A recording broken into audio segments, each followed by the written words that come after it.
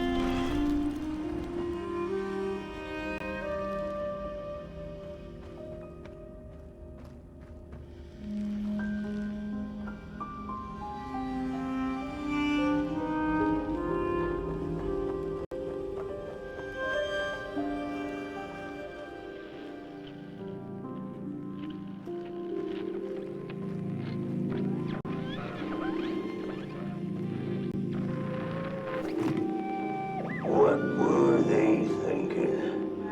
That thing was meant to remain dead.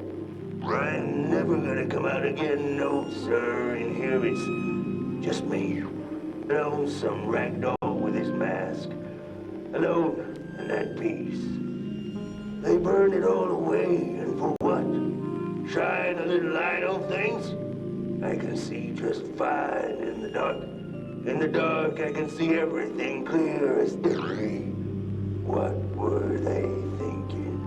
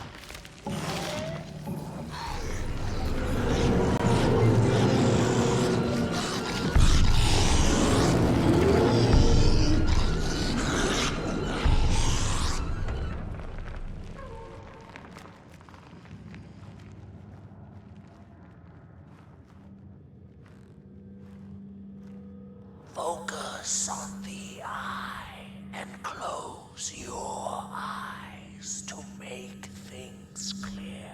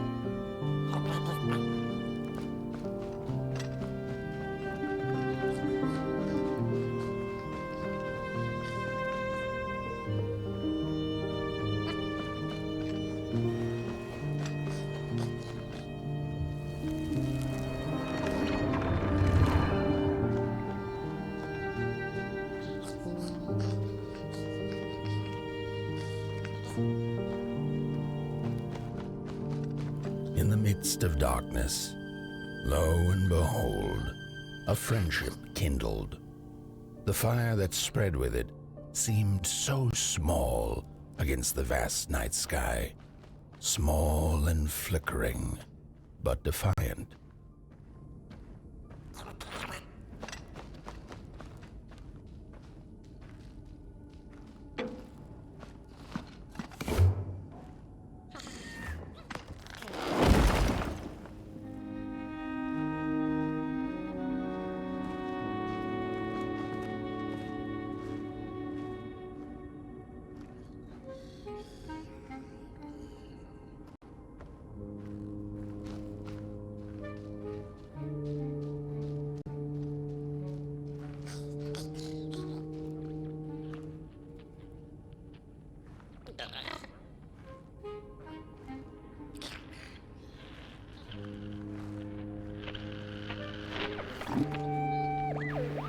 With wire, clay, and fire, the craftsmen built the foundations, followed by the trees and the rocks.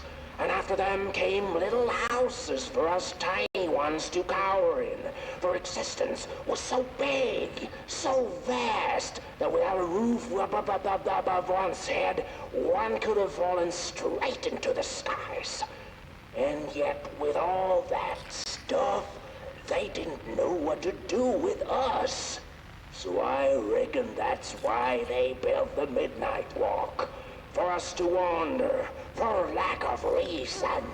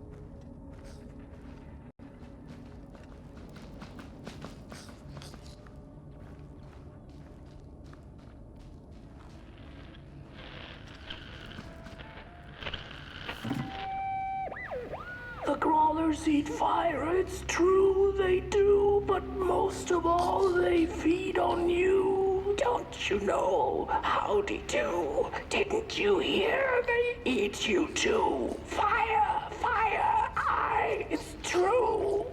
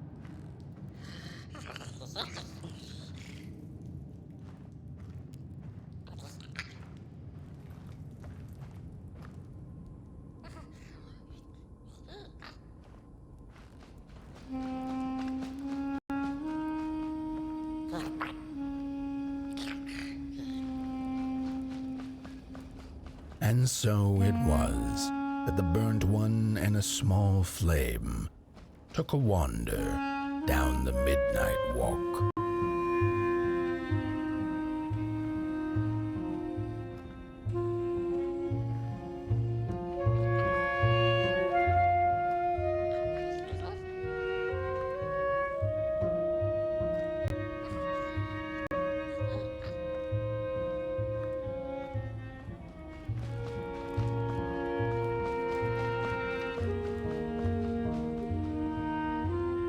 In the closing nights of this era, a wandering flame. How rare, a little pot boy. This is already the end. Your pot boy, the last ember of the work table that was. You are destined to carry this torch to Moon Mountain. It is inevitable. We must all partake. Your purpose burnt into clay. Your pot boy must spread his fire. Walk now, spread your fire. Walk, walk, walk. The soothsayers have spoken.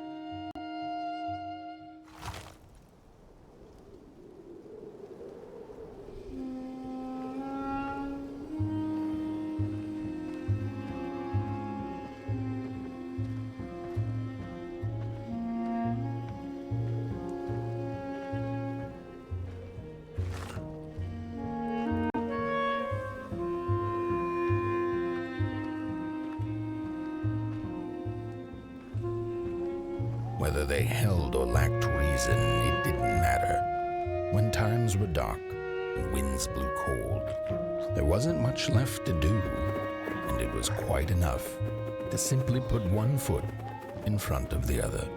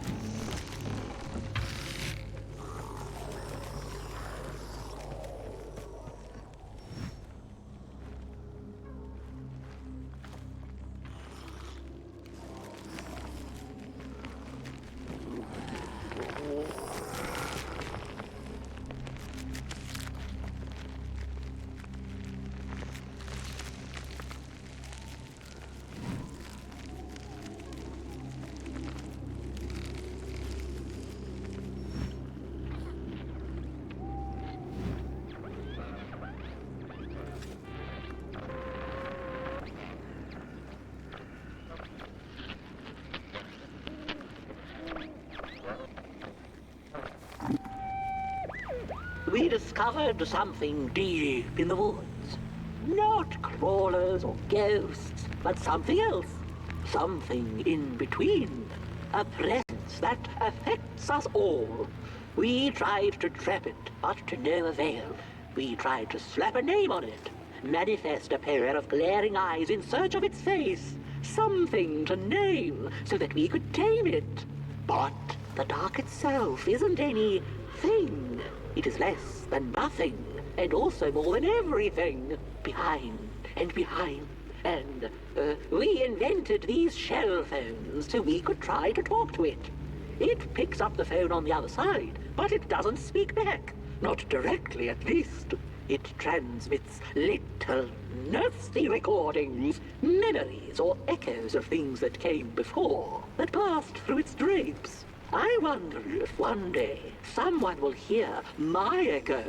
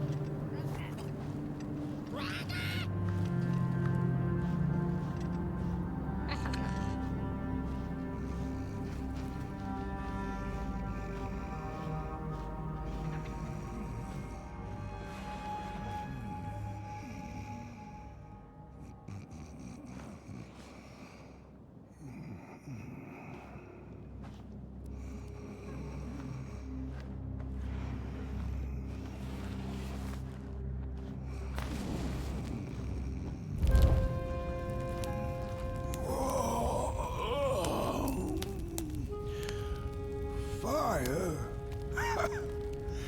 Hey, I'd almost forgotten how it felt. And salutations, burnt one. Fancy meeting one of your kind here. You're the caretaker of this little firecracker? I reckon you must be headed for Moon Mountain. Am I right? Well then, on one hand, it's just a matter of walking down the road. But then on the other, the Midnight Walk has a mind of its own, and a mind to teach its rider a thing or two to boot. So if you are intending to walk the walk, you better... Ah, how is he? Didn't see you there. So glad to see you back on the move. And as I told you, it ran away from its owners. It's been waiting for the right passerby ever since it ended up here. Well, Mac, don't let me keep y'all. See you down the Midnight Walk, and burnt one. Wherever you end up this long night, keep that fire alive. It's really all that matters. Don't take my word for it. Just see for yourself. Some folks certainly know how to talk the talk. What you lack in talk, burnt one, I trust you make up for in walk. Be wary of the dark itself. It's full of ideas, but it is always hungry for more. Enough talk now. Time to listen. Listen to the road, the trees, the shadows, to the stars. Oh boy! You'll be amazed what you'll hear if you listen a little.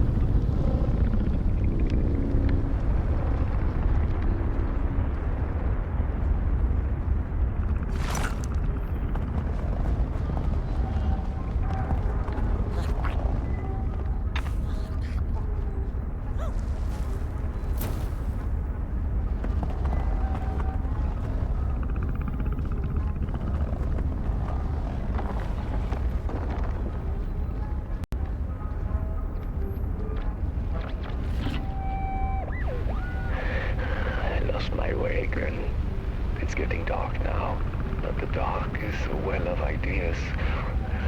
A blank canvas full of possibilities. The dark itself is the key. All it needs is a little spark, and I get what I need. It hungers for fire, so I take a match, I light it, and I offer it. I give it freely. I have to surrender.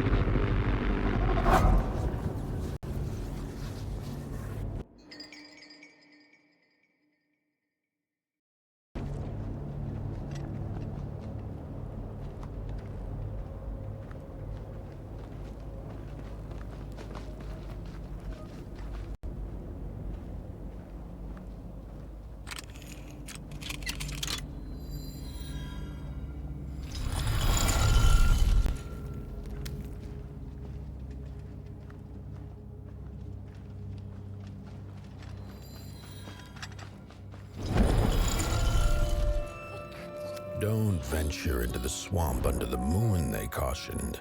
There, wild eyes watch, and itching teeth yearn for succulent heads like ours. Gone are the bodies of old, and they can no longer shield us from the terrors.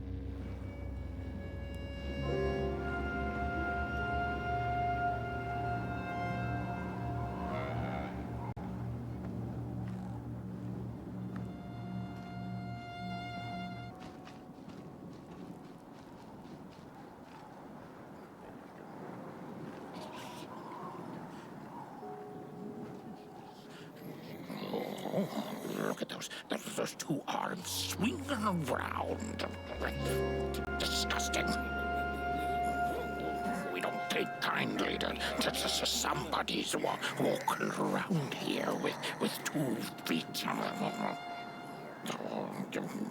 Get bent limb tree. Look at those 2 arms swinging Don't touch me, limb tree. Disgusting. Look at those 2 arms swinging around. Disgusting. Get bent, limb tree. Arms and legs. So uncivilized. Oh, you really think you're somebody, huh? On your tall legs, with your long snake-like arms. No, don't touch me, you limb tree. No, don't touch me, you limb tree.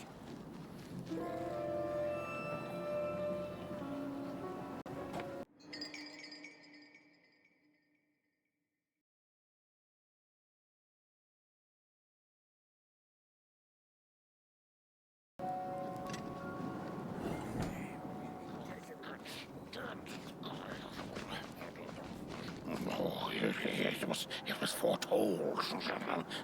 The return of the bodies. Oh, you get out of here. Heads up. You get out of here. Heads up. No. What are you looking at? Heads up. What are you looking at? What are you looking at? No.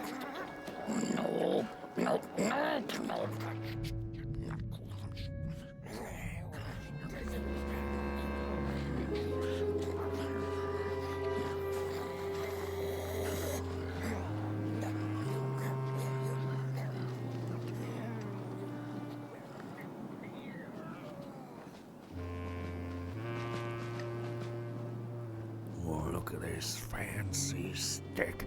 It's my favorite stick in the whole wide world. It's the best one in my collection. I got no better stick than this stick. Can't believe I found this stick. Oh, it's a keeper. Oh, it's so beautiful. Look at that stick. Oh, sticks. I love sticks. I can't get enough of them. But this one is the best by far. Oh, I love it so much. Oh, I'm gonna keep it forever and ever. It's gonna be on my tombstone. I love this stick. Oh, I can't believe I found it. Where did I find it? Oh, it's just the best. I can't believe I found this stick. I'm keeping it. Oh, look at this stick. I love this stick so much. It's my best stick in my whole collection.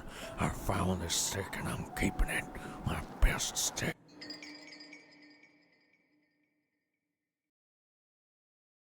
No, my stick. Give it back. No. Oh, my stick. My favorite stick. Oh.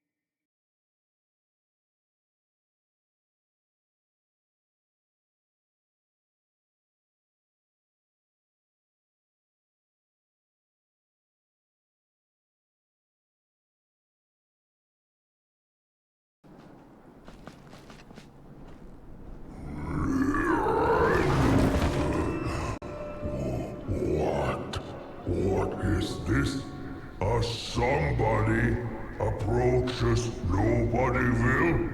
Your wretched limps, an affront to nobodiness. Unless your fire can prove itself useful, there will be no passage for you, limb tree. Go away.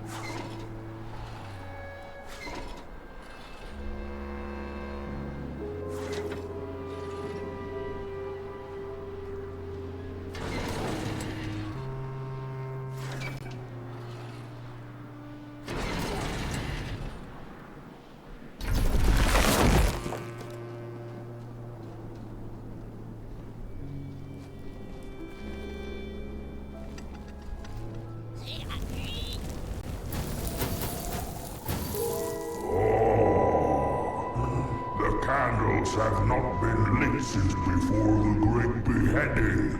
Now fire is back.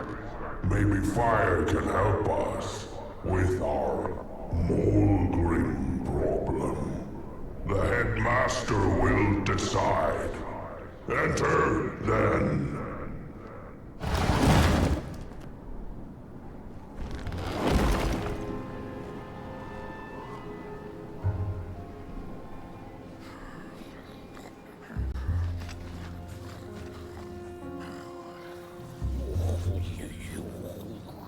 Get out of here.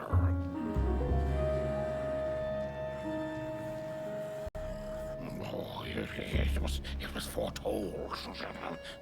The return of the bodies.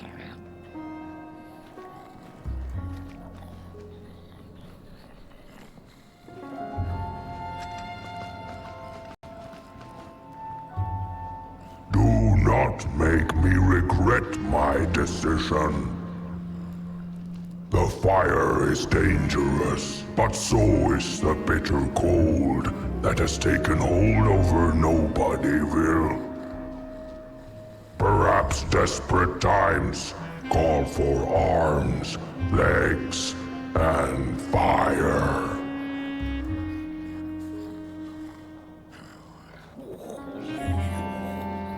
Get out of here.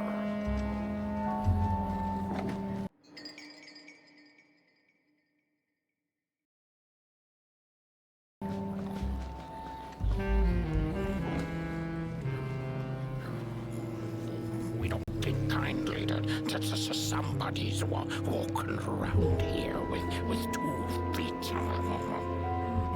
arms and legs. So uncivilized.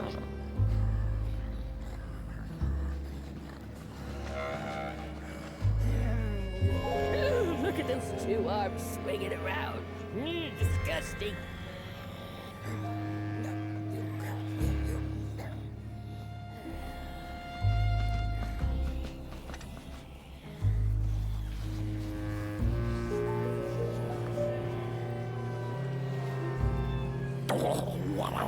What do you think you're doing here? You can't be here. You shouldn't be. Why are you here? Here to set us on fire? Well, you can't. We are too many. You can't burn all of us. We would defeat you. Defeat you easily. What are you doing? Stop doing whatever it is you're trying to do. You pick up your little fire devil and go away. This is Nobodyville. Not somebodyville. Does this look like a place for bodies to you? No, you get out of here and fast. This is very upsetting.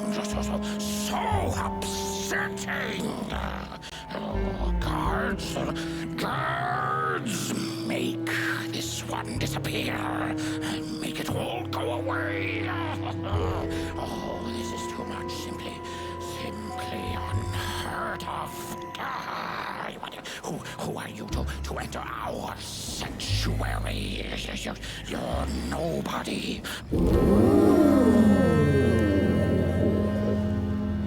True fire. We nobodies haven't been graced by its warmth since the bodies were banished. They used fire for war. Yes. Now once more, somebody disturbs our peace and sets fire on things with its tiny fire devil. You must leave at once. Leave or face our...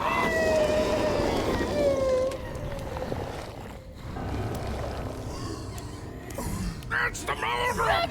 Grab it!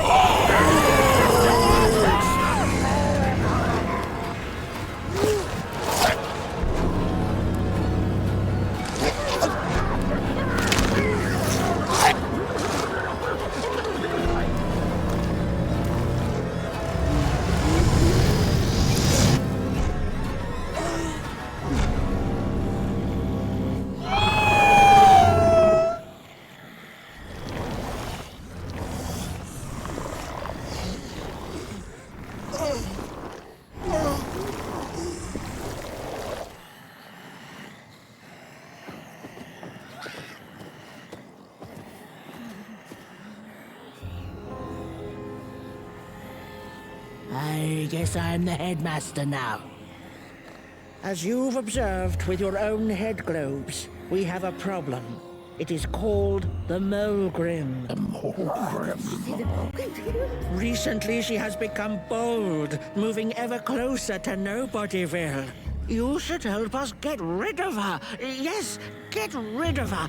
Tame her. Just make it stop.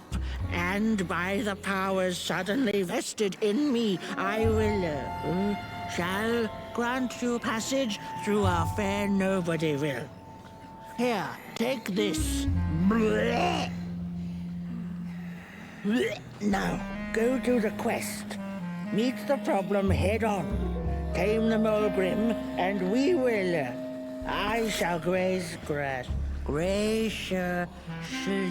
let you pass through Nobodyville.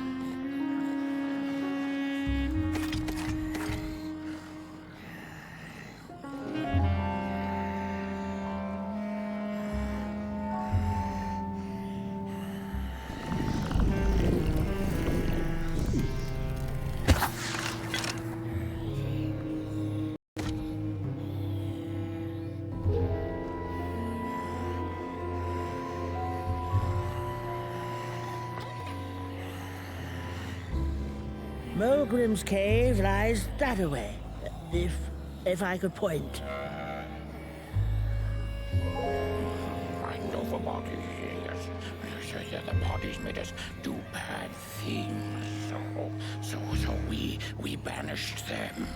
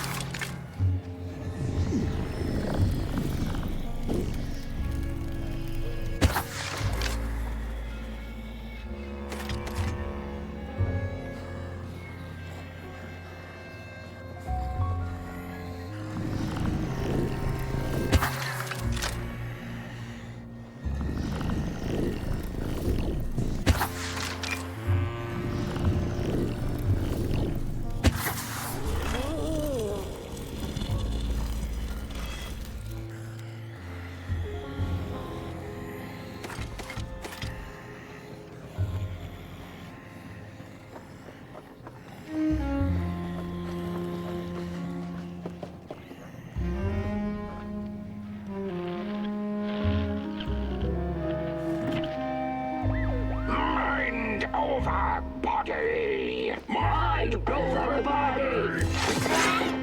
Mind over body! Mind over body! way. Mind over body!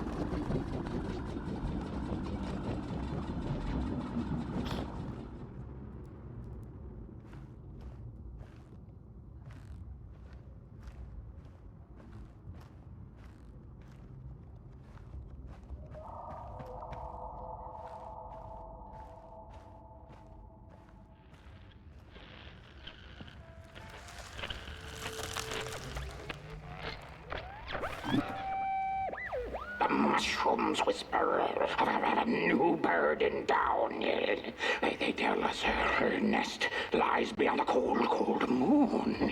And she came here to witness tragedies. She feeds on these tales you see, sucking their fire dry like marrow from a bone. Her eyes are on us now. Like a vulture she waits, knowing that we somebodies are about to tear each other apart.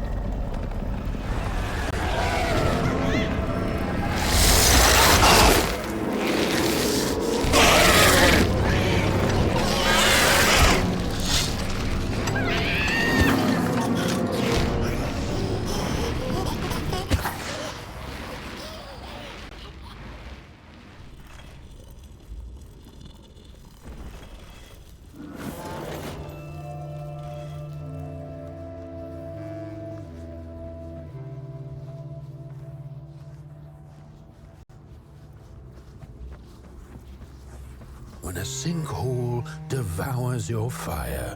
Give it up or dive in after it. An old swamp saying.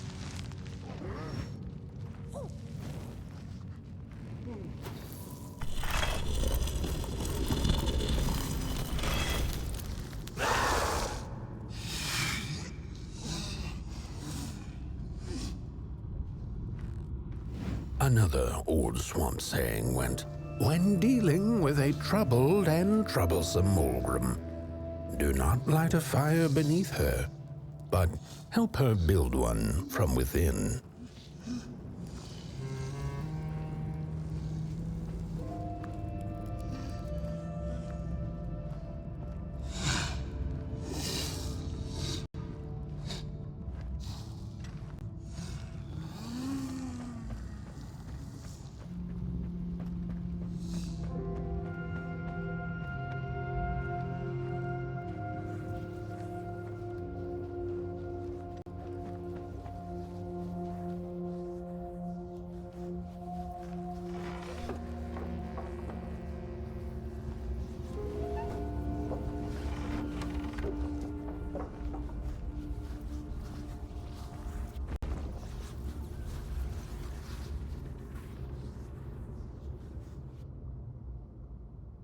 Oh, my neck hearkens the anguished howls of the Mulgrim, and the bitter batter a feat, a somebody and its flame, albeit a small one.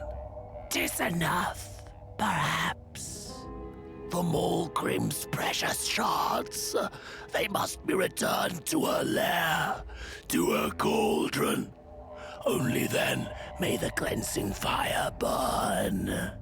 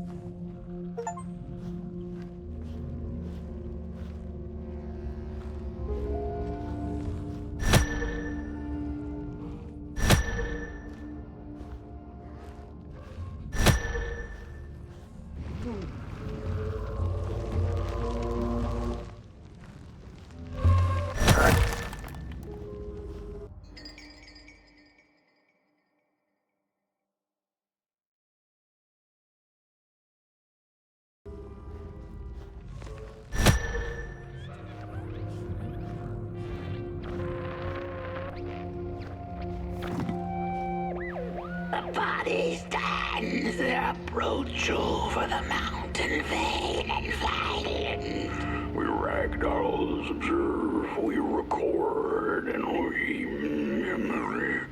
Their faces wear masks they do not know What is already yearning hides behind.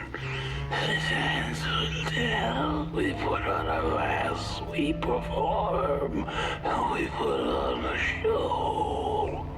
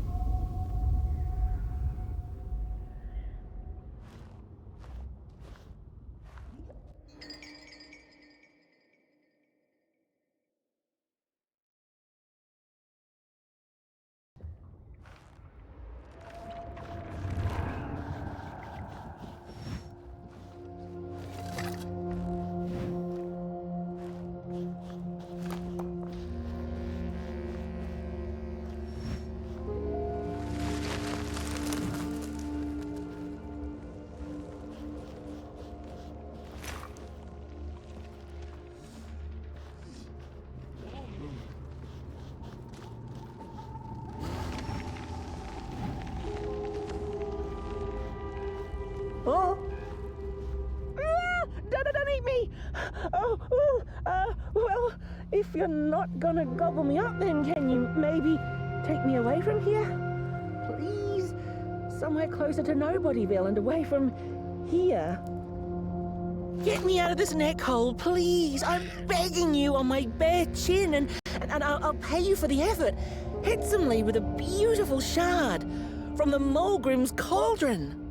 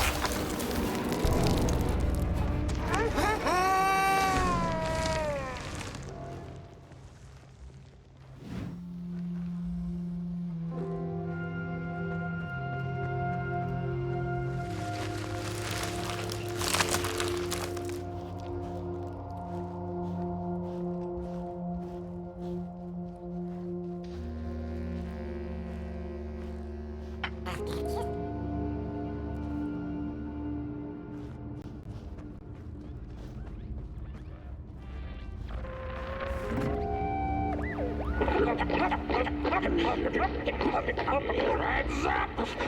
Ready! Up! Break with your boots! Take with your hand! Full of fire! The fire is ours! Take the charge! Take the fire!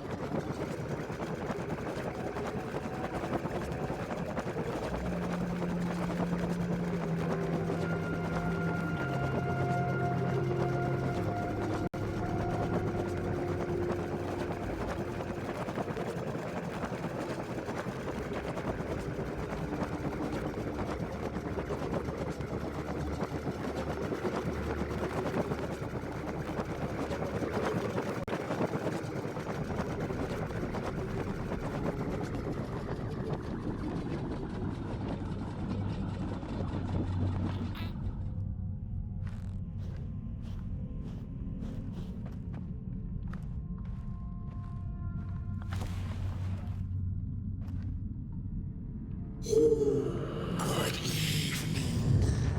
Or is it morning or afternoon? Hard to tell without a sun, isn't it? No, it is most certainly night, or moonbirds hooting wouldn't make sense at all. Speaking of sense, will you help an old bird find some in this story? Fire up these dusty murals in the right order, and you will receive a present, a little gift, yes. Bring fire to the story.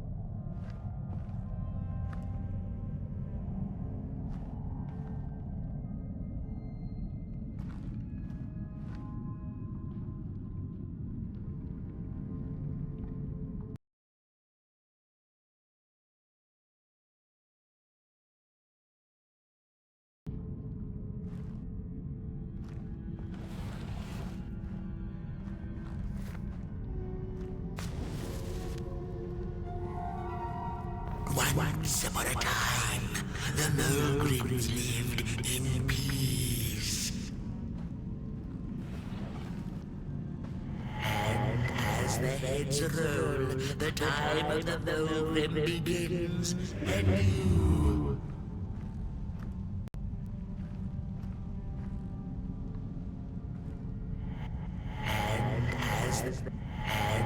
As the heads roll, the time of the Mulgrim begins anew.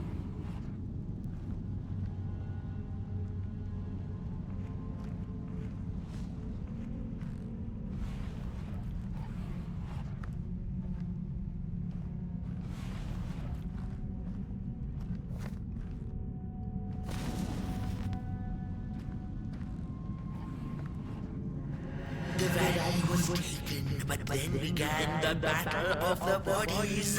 Intriguing. Peace ended when the violent sun bodies invaded the valley. The battle ended with a great gruesome beheading.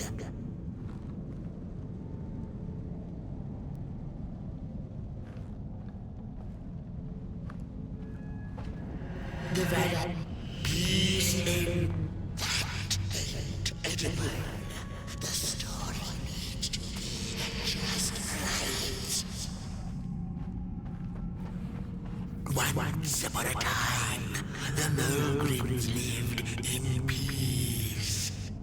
Peace ended when the violent sun bodies invaded the valley. The valley was taken, but then began the battle of the bodies. Intriguing. The battle ended with a great gruesome beheading. Once upon a time, the Mulgrins lived in peace. Peace ended when the violent sun bodies invaded the valley. The valley was taken, but then began the battle of the bodies.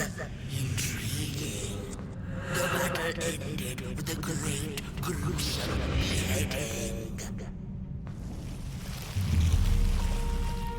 For time immemorial, the Mulgrins had lived in the valley in peace, sharing good eatings and howlings around their fire.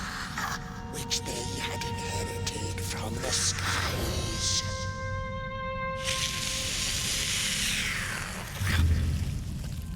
Then one terrible night came the violent somebodies. They hunted the Mogrims for sport and took their fire for themselves.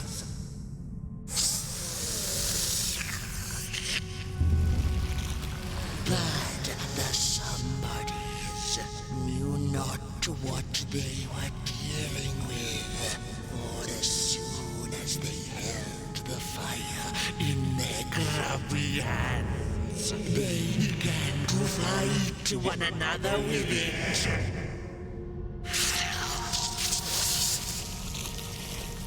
To save themselves from themselves, the cunning heads turned on their bodies and organized a great building. And so it was that somebodies became nobodies, and the bodies were exiled. A time of peace would ensue, or so the headlings thought. The last living Mogrim had been biding her time, and saw now an opportunity to return and take bloody vengeance upon the heads, who were now left defenseless without their bodies.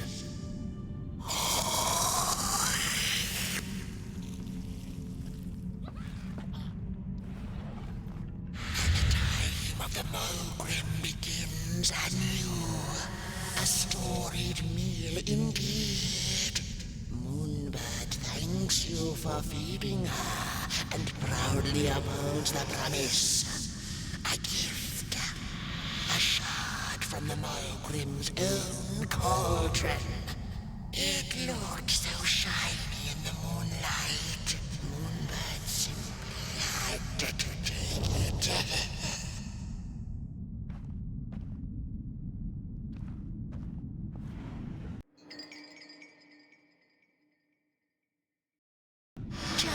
For now, she'll see you in the light.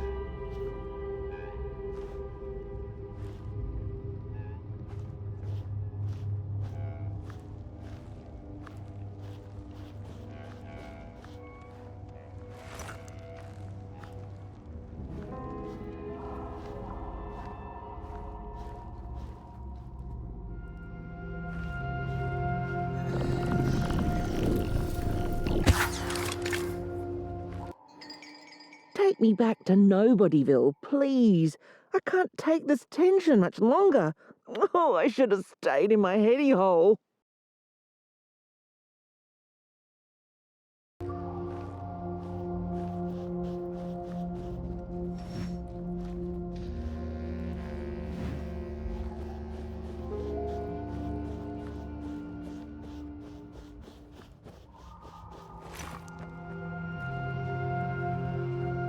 Look out!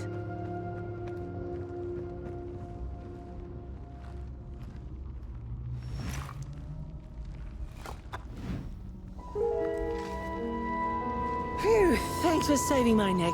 And I think I have a reward for you. A real treasure. Blech.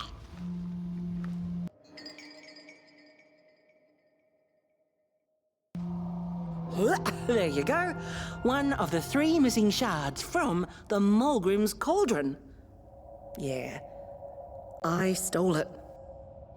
Oh, I thought I could maybe buy me some kind of ticket away from, well, everything.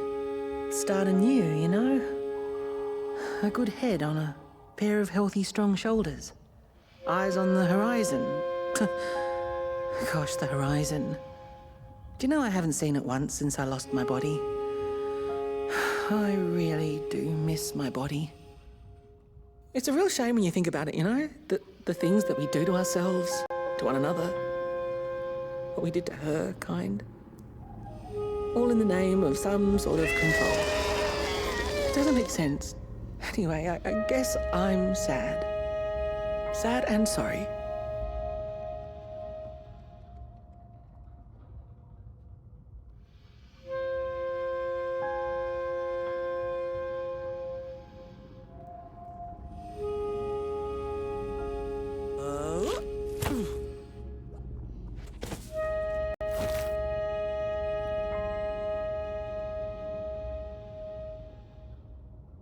Hey, thanks. You're a great listener.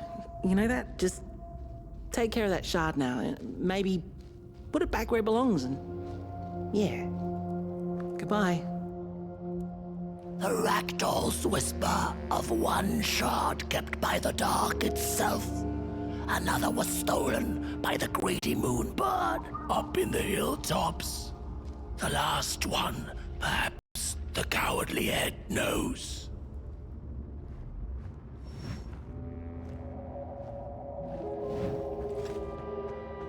It's easy to lose one's head when everything you love is either gone, broken, or dead. Yet another forgotten swamp saying.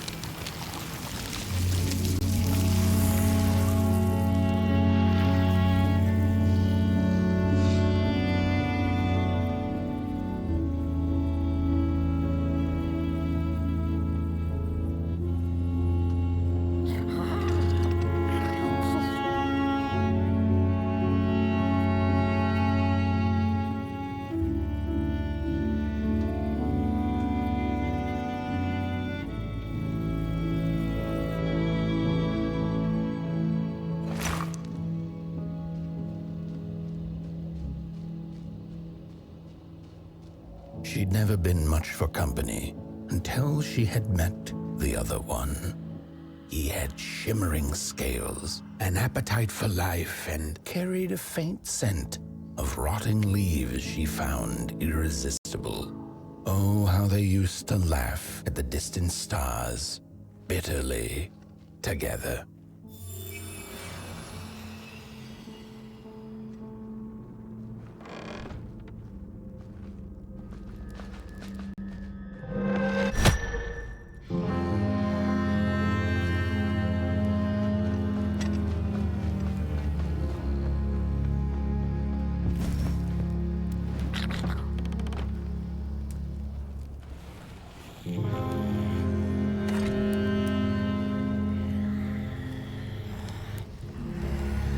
The howls of the Mulgrim have gone with the wind, and our headaches settled into gentle throbbing. Thank you, somebody, for you have not only graciously saved our necks, but also demonstrated the value of brain mass and heart blob working together. Could it be time for the bodies to return? We must convene on this matter, and you and your wandering flame must now leave through our gates and keep on walking the midnight walk to Moon Mountain. Moon Mountain! Here you go, somebody. This key will open the town gates. Blech.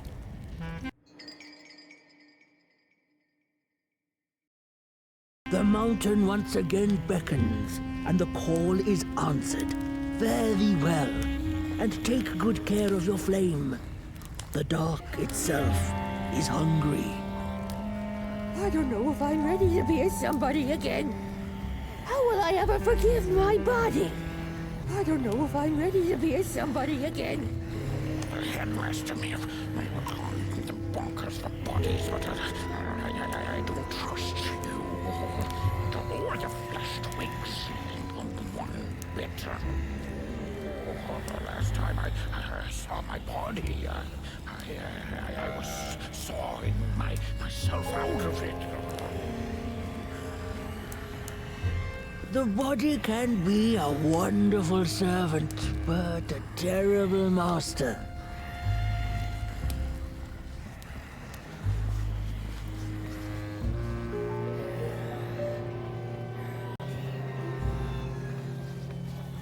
I think this body business will be good for us heads in the long run.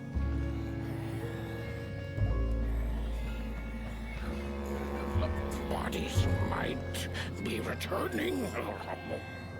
Oh, you gotta be a somebody before you can become a nobody. And then be a somebody again. Oh, man. Oh, heads on now.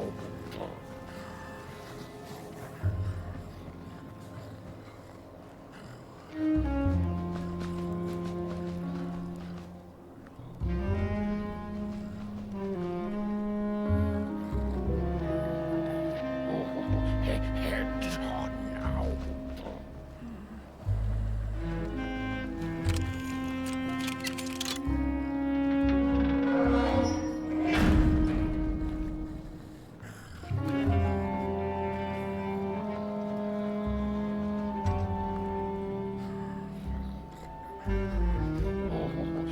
Heads on now.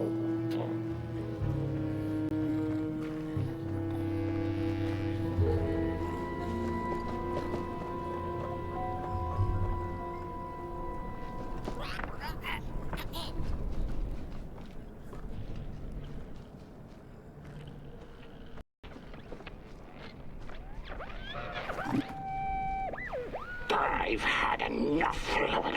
First it was the big Mulgrim hunt, and then they forced us out into that make-a-forgiven swamp. I hate hiking. And then when we had nothing left to hunt, we started fighting each Mr. Mayor, get this grand idea that we should chop our own heads off and banish our bodies. How does that even scientifically work? I've had enough of civilization.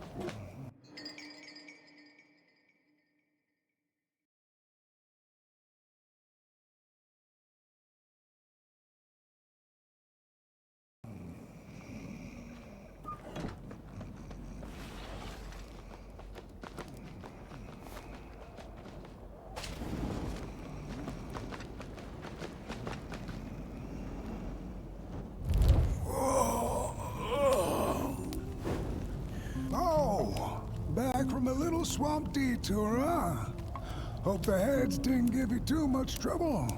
At least your head looks attached to its shoulders and your friend's is, well, burning. So do not despair. Should you once again lose your way along the midnight walk, you're probably meant to. The body can be a terrible master, but a wonderful servant. Protect the spark. Find its home, won't you? See down the road. I guess you gotta lose your head before you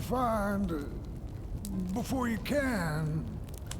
No, there's nothing there. I gotta workshop this one some more. You better get going. Ours is restless, and I'm feeling a song shaking in my boots.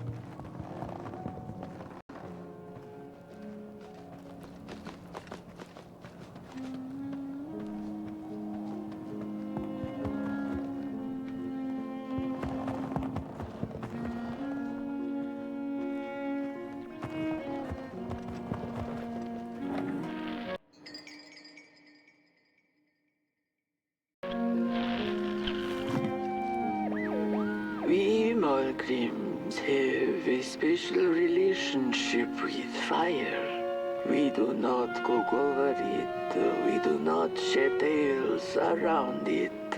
We care not for its warmth.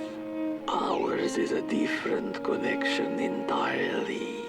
Fire is our window to truth and into the world beyond clay, to which we must return. We are noble beings, bringers of bugs, slime, and mushrooms to help decompose the old and to bring about the new. We are the caretakers of this world, and woe be to those who seek to end us, for they seek to end themselves.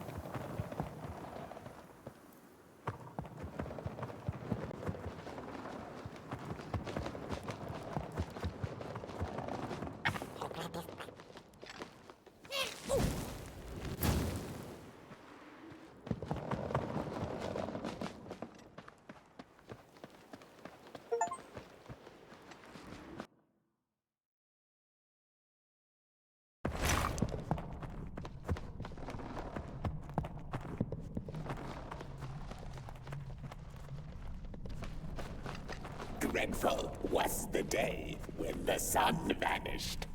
The waters dried up, birds went quiet, and the dark itself seeped unchecked into the work table as the cold, chewed paper moon rose over the mountain. The night that followed would be long as the midnight walk.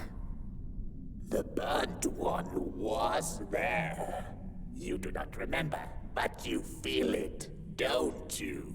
You are reborn when need arises. This night, Port Boy needs you, and Moon Mountain beckons. Its call irresistible. A storm is coming. The soothsayers have spoken.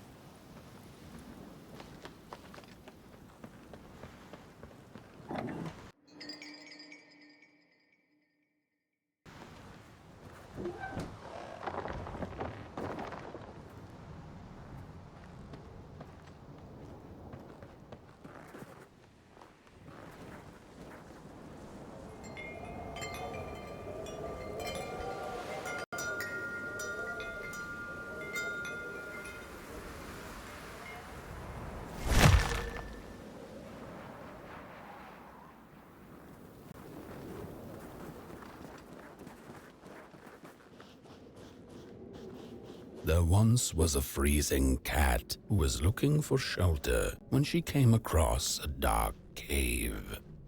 "Step into my abode," offered the dark. "It will warm you if you surrender your wants."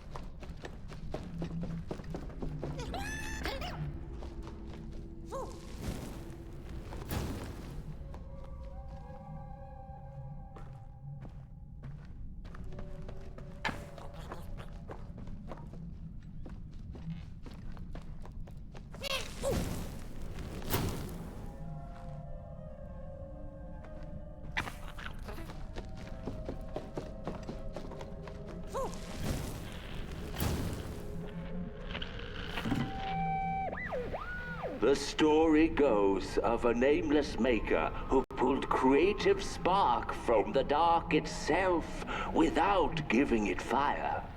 With his dark source, he managed to create swaths of land in no time. The dark itself waited for a gift of fire, but the Maker just kept on taking.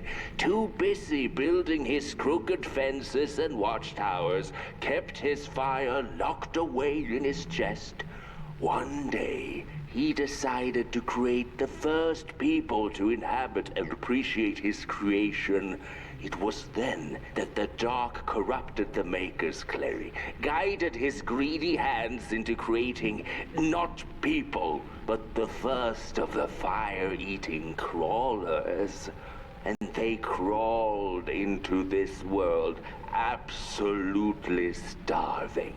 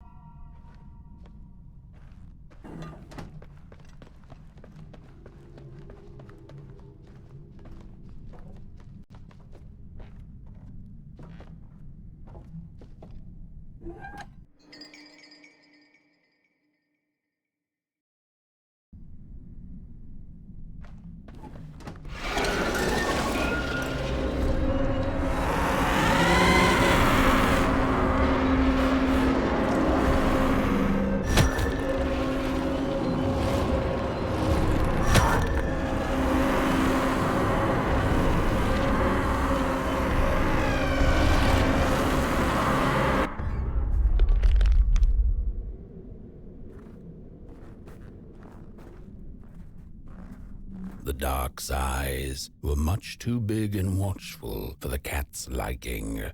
She went on to find warmth somewhere else.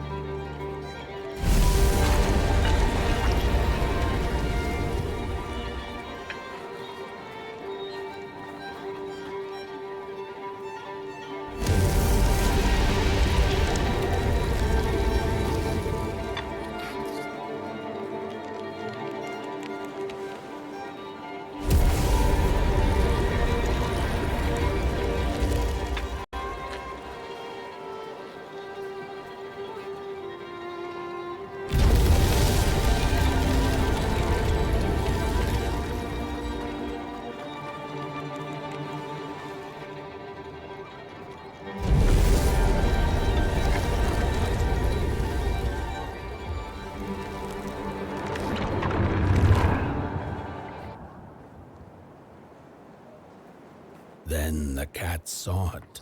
Rooftops piercing the sky. Approaching the town, she was greeted by a crone. Come, kitty, kitty, you must be tired.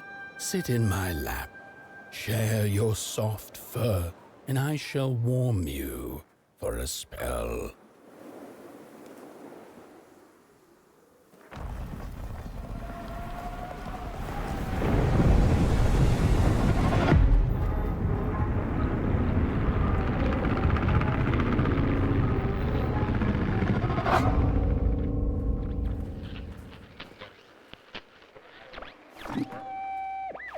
Hello, Mother. The well said they'd give it a match, so you and I could talk again. I hope this works, because that was my last one, and well, it's cold now. But it doesn't matter. We can finally talk after everything.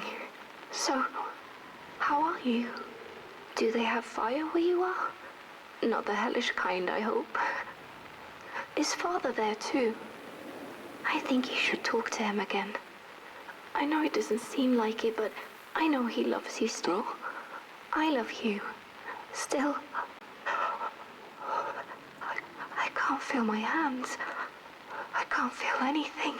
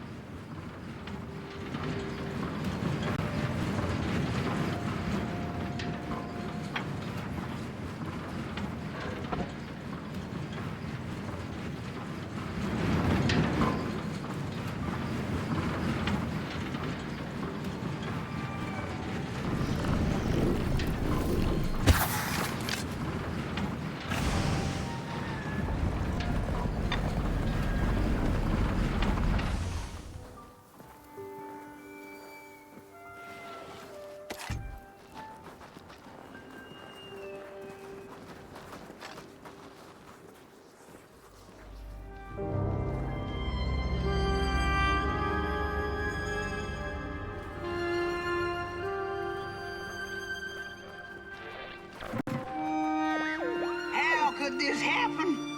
Whoever did this, oh, the flame warms the righteous, but the wicked who love destruction, the flame burns with a passion. How will we warm the furnace? Feed the thief to the furnace! Feed the thief to the furnace! Coalhaven is doomed! On the wicked the flame shall rain fiery coals and burning sulfur. A scorching wind shall be their lot. Come forth, thief, and confess your hideous crime!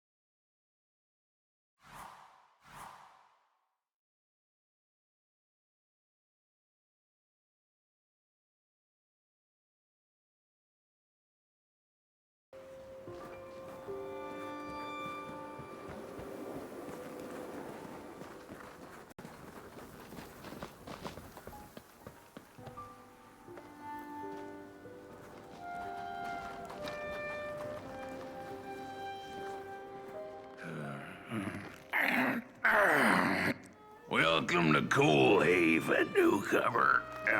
Good to see a flame in these parts again. I'll be your guide tonight.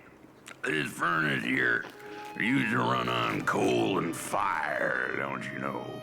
But a thief stole all our matches, wasted them in greed, you see. Now the ghost has come to smite the wicked and punish the thief who killed us. Well, I guess that's it. That's a tour on the house. There's a bone right there in the snow. That ain't no place for a bone.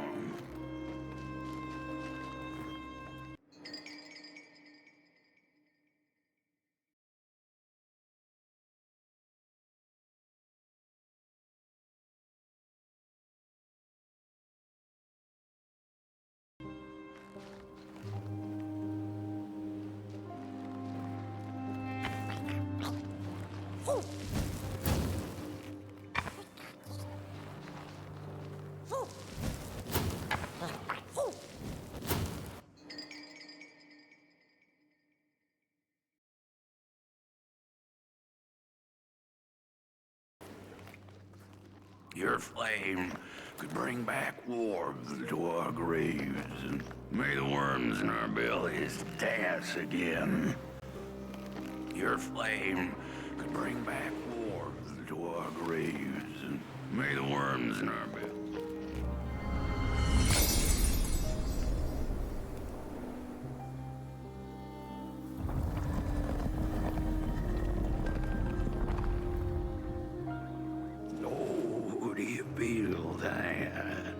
Something's changing. That furnace was the soul of the city. We used to worship it, us coal miners did. Fed it trees and fire like it was a hungry, angry god. This broken body's going nowhere, but yours is. Walk the streets, listen. Just don't believe everything the half-dead say.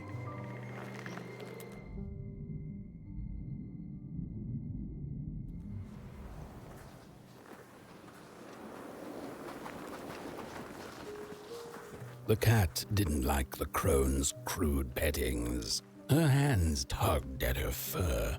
Now, rest still, the crone said, as she pulled out a crooked knife.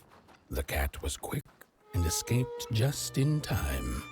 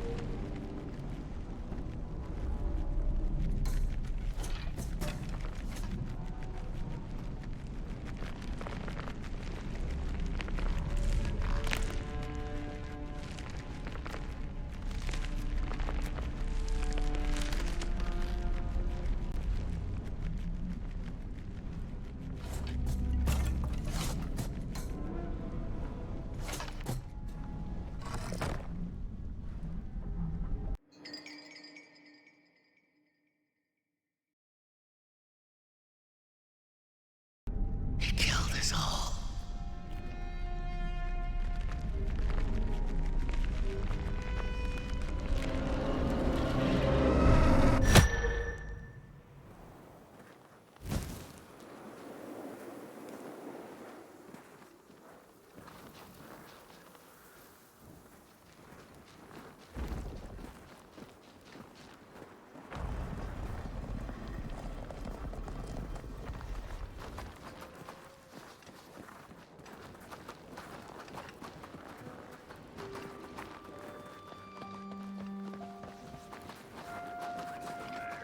See a ghost.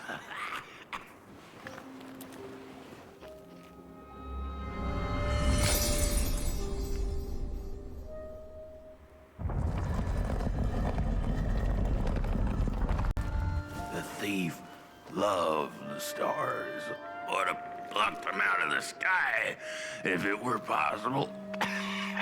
But the dark itself stole her stars, turned the thief's sky as black as a cup of joe.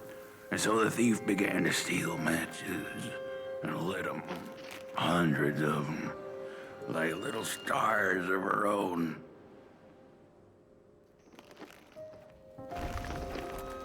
The crooked path to the house on the hill lies open. You hear the scream. Wherever she sought warmth, it had a price. The miners needed the cat to get rid of the rats, and the vicar wanted her protection from bad luck. Bony hands reached out from all around her, trying to grab her.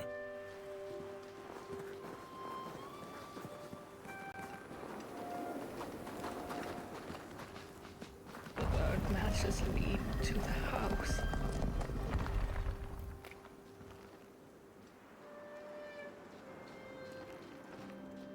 Brothers and sisters, hunt down the thief. The matches. Follow the burnt matches. Follow the matches. What did we do?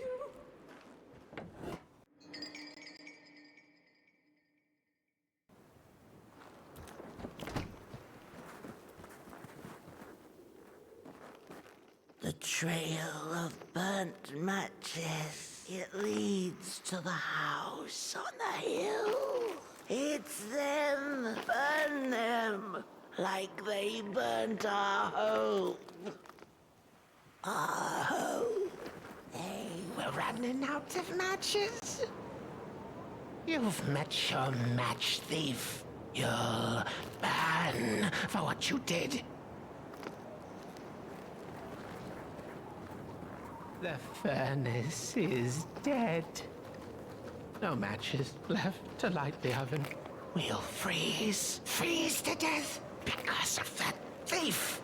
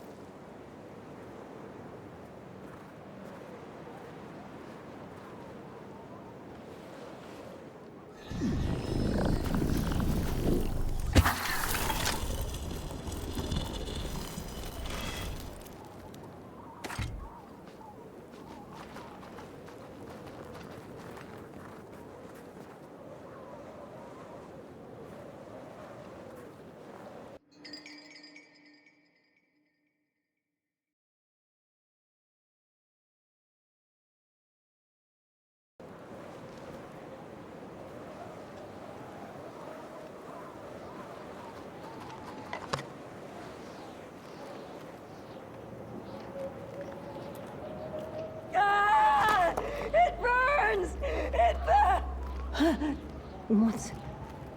Oh, this isn't my body. The fire, did we snuff it out? Where's... Did I save them? The house. It's ruined. Well, it wasn't supposed to go down that way. They locked the door, threw the key into the woods. Huh. There was so much anger, and now there's nothing. This body is so uncomfortable.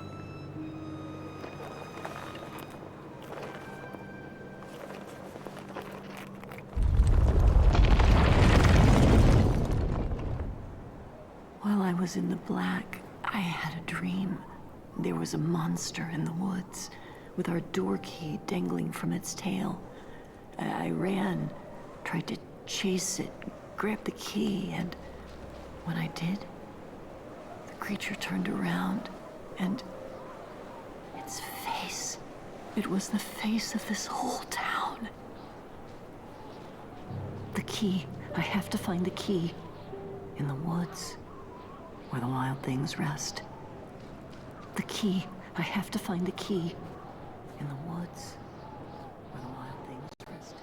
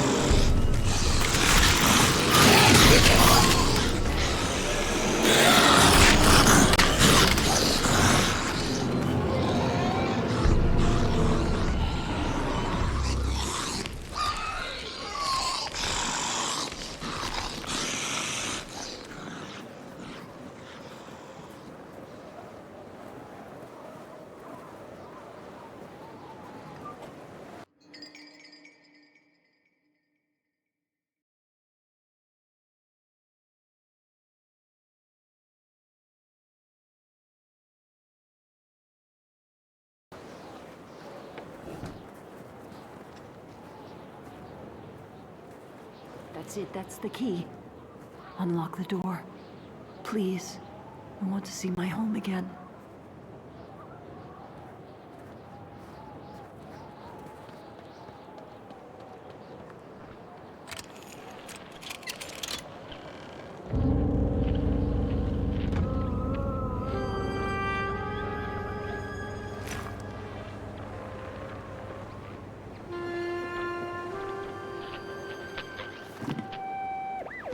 Furnace is getting weak.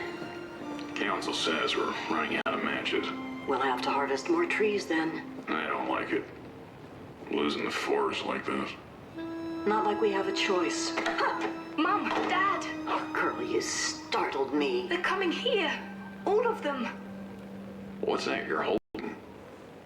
It's just a match.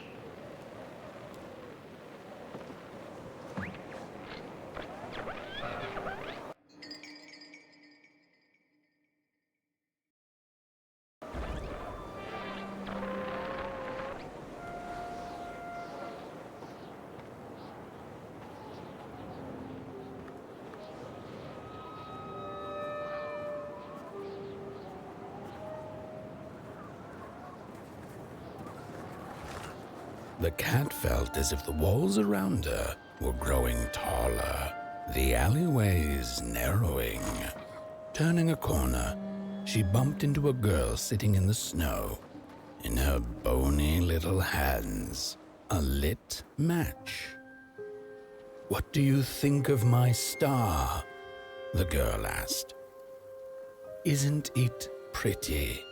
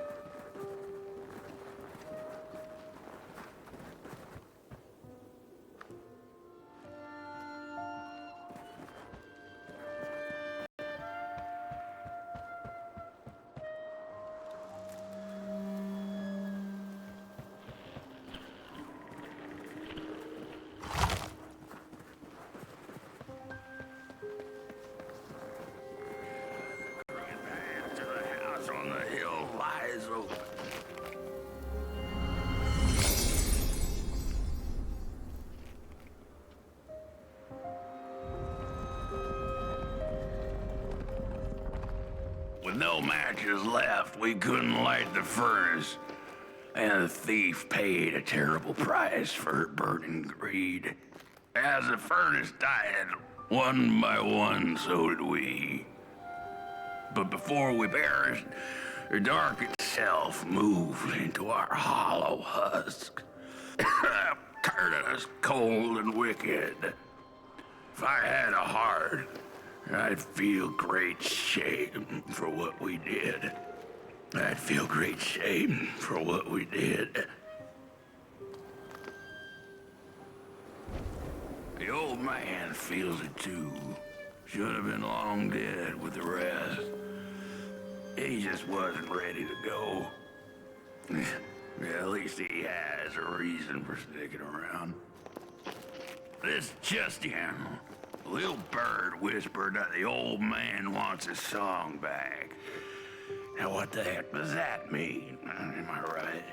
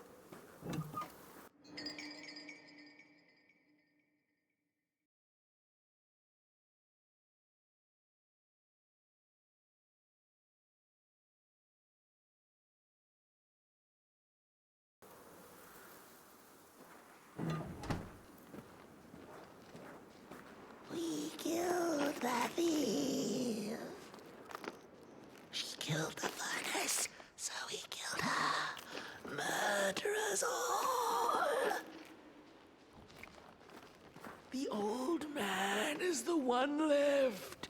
He carries the shame of us all. The old man showed us the way to their home. He didn't know it was her, otherwise he'd kept it secret. She was his friend, he was his mentor. He didn't know it was her. No rest for us after what we did. I know the thief was to blame, but she was just a child. The anger kept us warm, but only for a spell. Now there's nothing left but cold, sharp guilt. So much guilt. Why aren't I dead?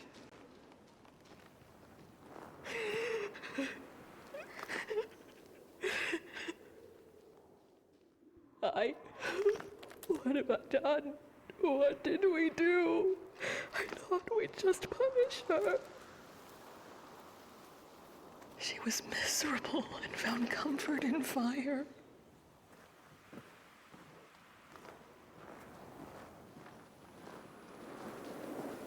Shame. Shame. The furnace died, so we had nothing left but justice. Sweet justice. Justice won't keep us warm. Shame won't keep us warm.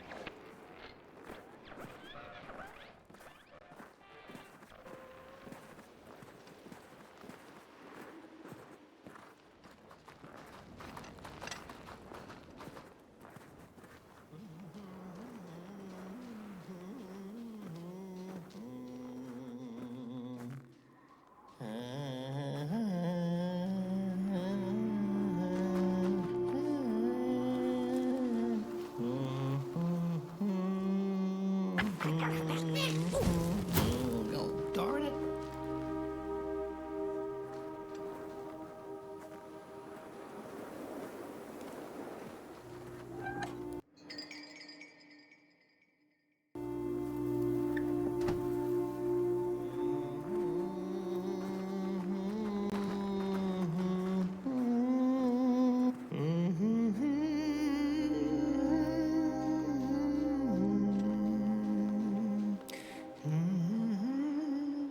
Oh, that voice.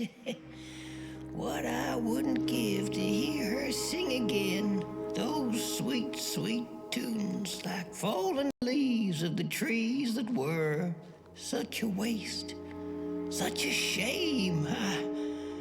I wish I could hear her sing again. Just once. Just once. Oh, I know she stole from us. I know what she did to our town. But she could sing. This town's not much without fire, no. But it's even less without song. If I could just hear that lullaby one last time, I know I'd be able to move on.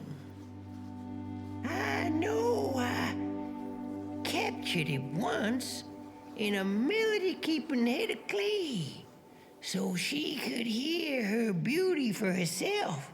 But I dropped it in the woods that horrible night. I was mad. So very mad. Burnt one and little flame, will you help me? Please, I'm too weak. find the clay head, keeper of a song like hers. It went sorta like, oh darn, I can't remember. If I could, I'd be able to let go.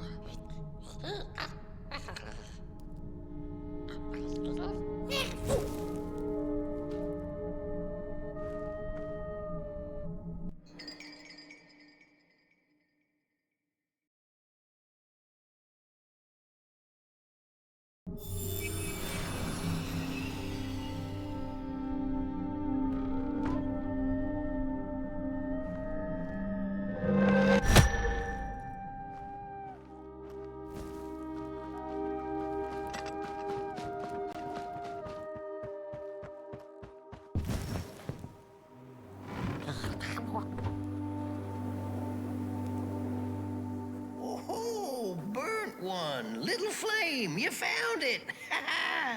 Does it still keep our song? Fire will tell.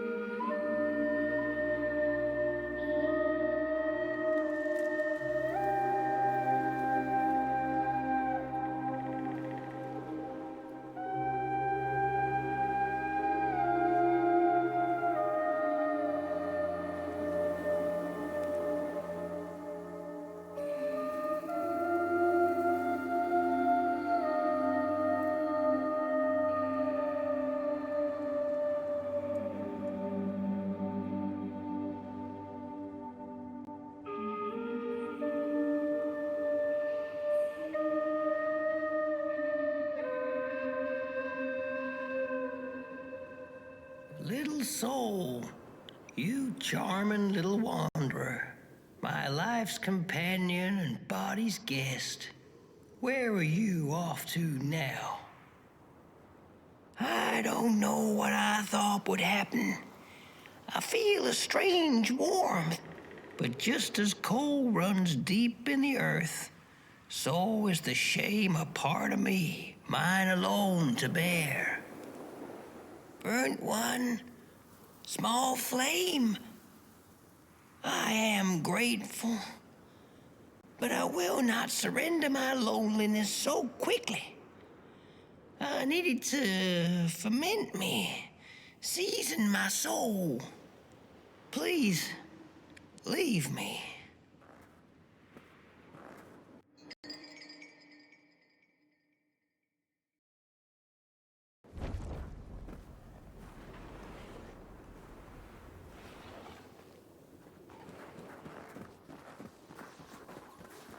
The girl offered her burning match, her last star, but the cat could tell she needed it all for herself.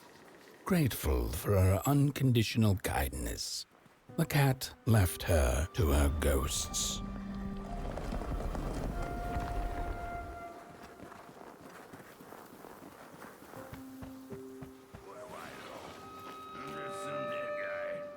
Throw me a friggin' bone, huh? There are many bones out there, you know. Little kids, little kids.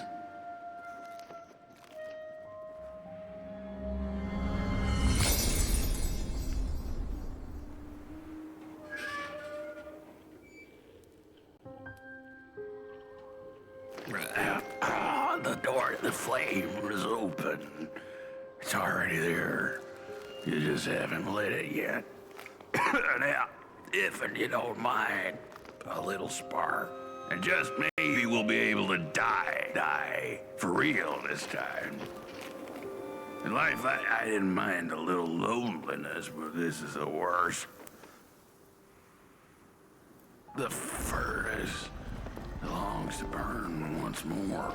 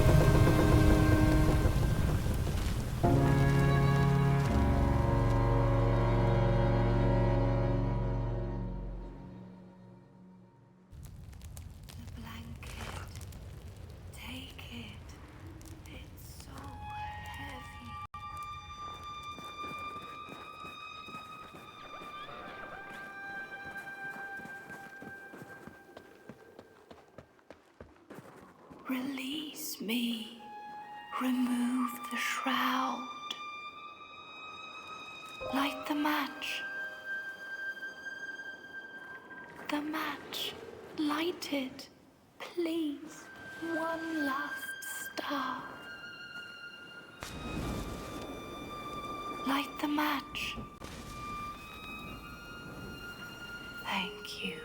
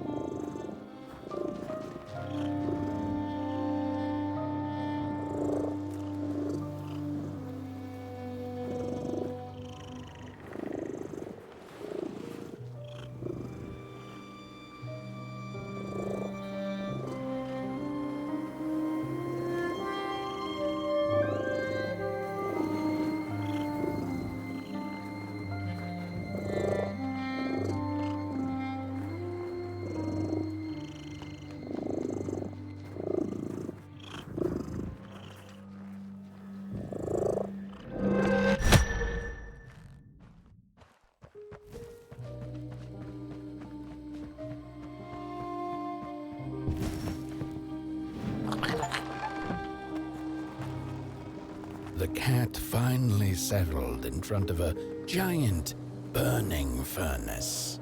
In its bright flames, she could glimpse a dark future. This did not matter to her, for now she was eternally warm and at peace.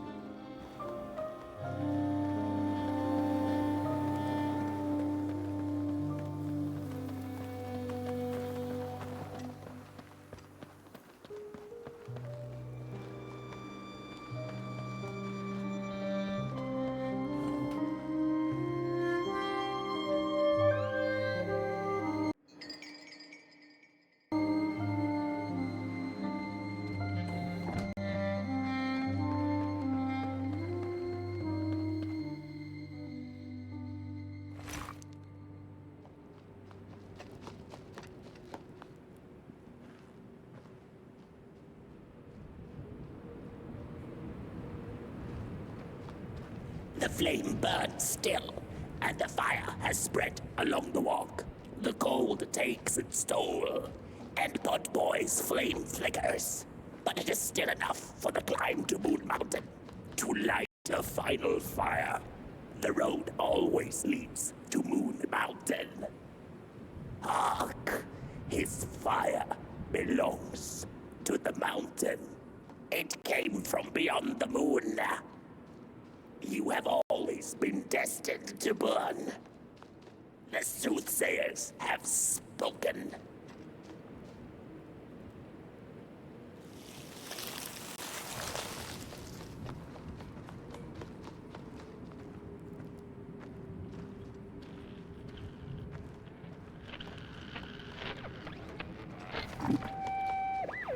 There's a fella who watches over the midnight walk, pointy hat and hollow gaze. He's been around longer than you or I.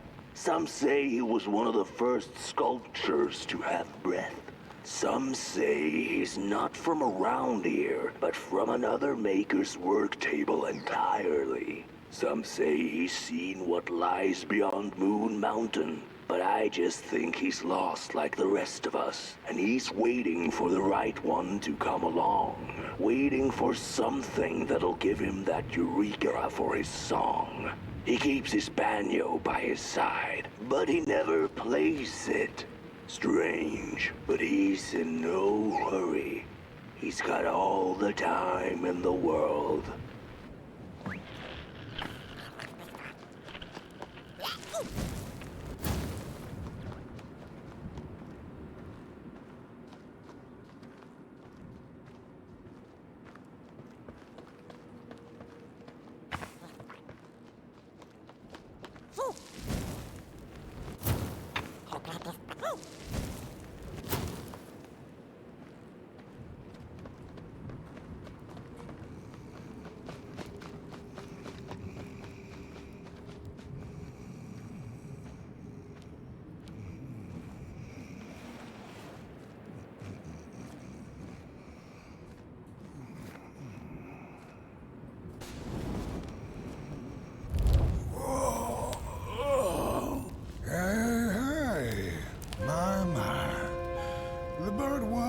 this flame approaches. The road's been long, hasn't it? And it just keeps on going, don't it? Why don't you rest here for a spell? Change is in the air. Warm winds coming in from Coldhaven. I trust you're not pushing that little flame of yours too hard. He is mighty, no question about it. But between you and me, he still has a ways to go until Moon Mountain. Ah, heck, it ain't my place to tell you how to tend your flame. I'm sure you'll be fine. You'll be just fine. Ah, to feel at home wherever you walk. How's it? What a friend to have on the road, huh? Now, there's an open door invitation, if I've ever seen one. Go on in then. Get some rest. I'll keep watch. Go on in then. Get some rest. I'll keep watch.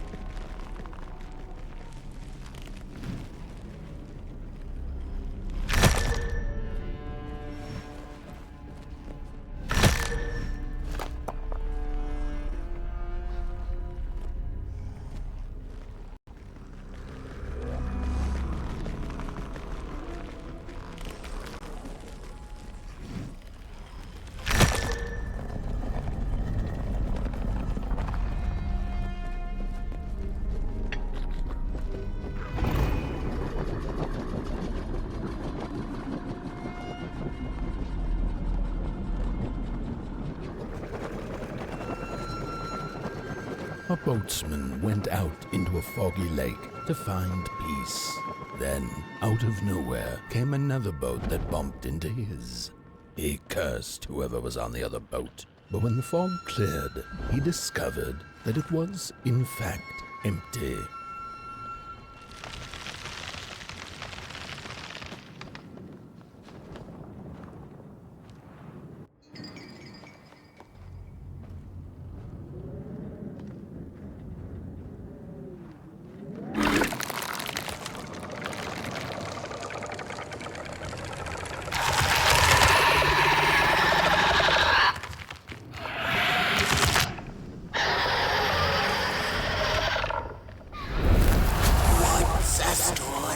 Without a little adversity.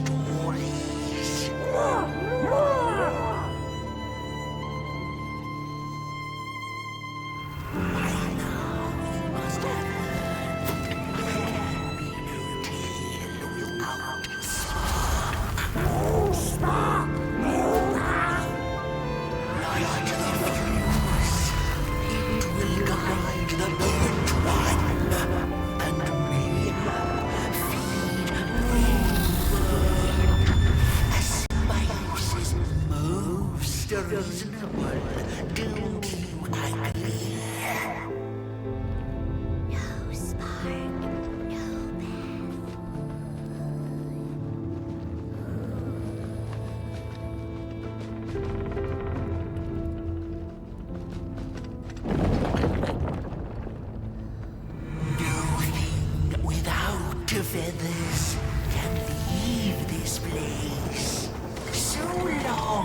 as the craftsman laments. Lost in his terrible maze you are, so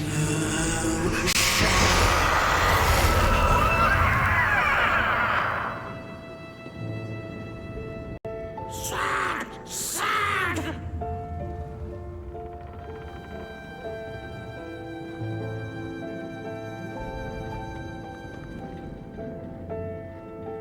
Big project. No spark.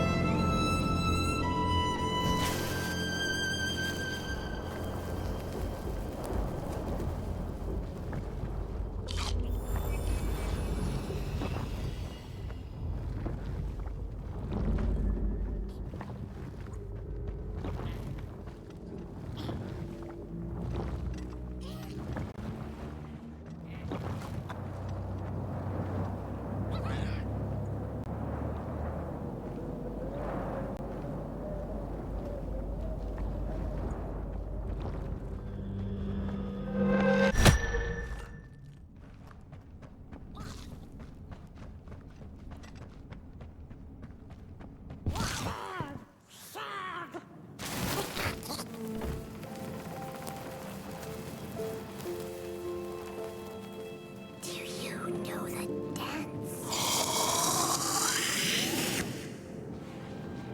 Why are they here?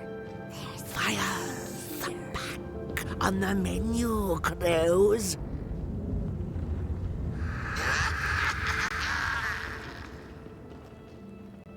He won't love us. Why are they here? There's nothing here.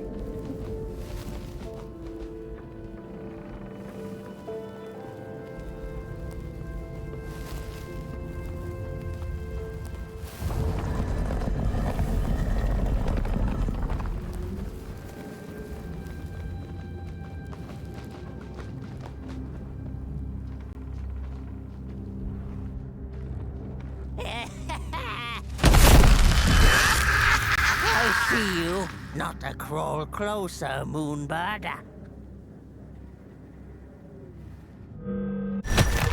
I see you. Not to crawl closer, Moonbird.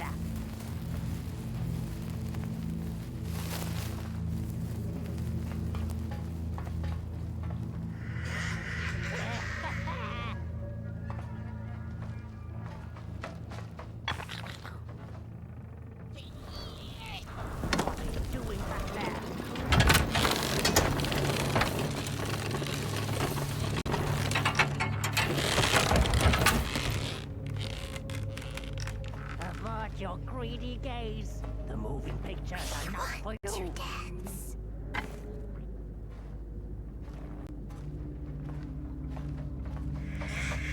The moving pictures are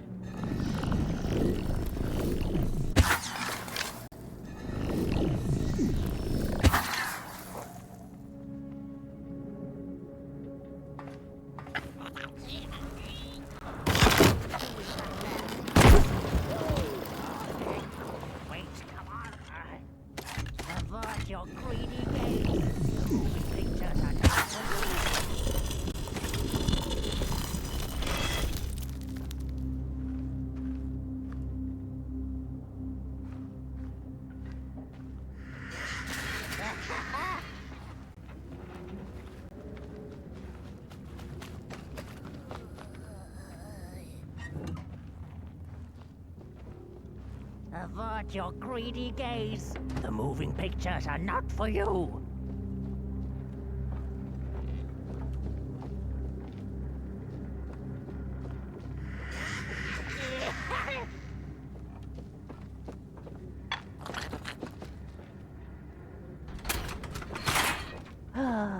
The pictures. They are moving again.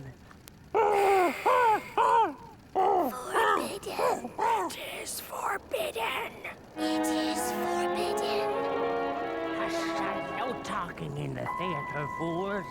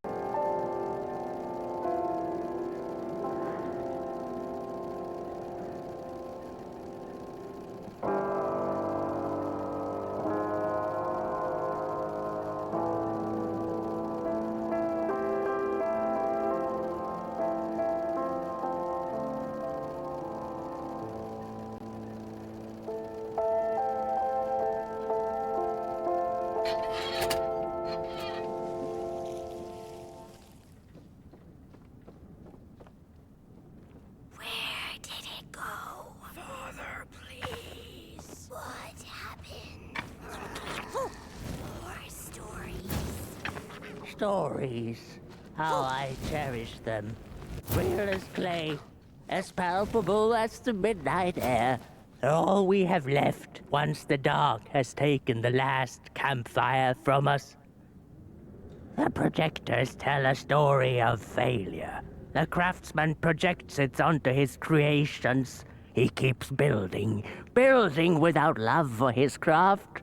He needs to see it. Well, yours might not be a movie I would watch, but a story is a story.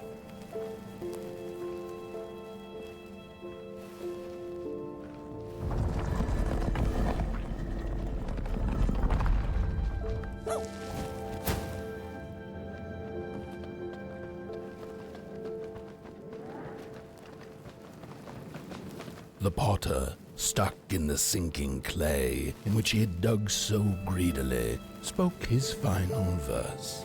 Here was I born, and here I lived. My refuge was the clay, and now the clay has played me false in a most grievous way.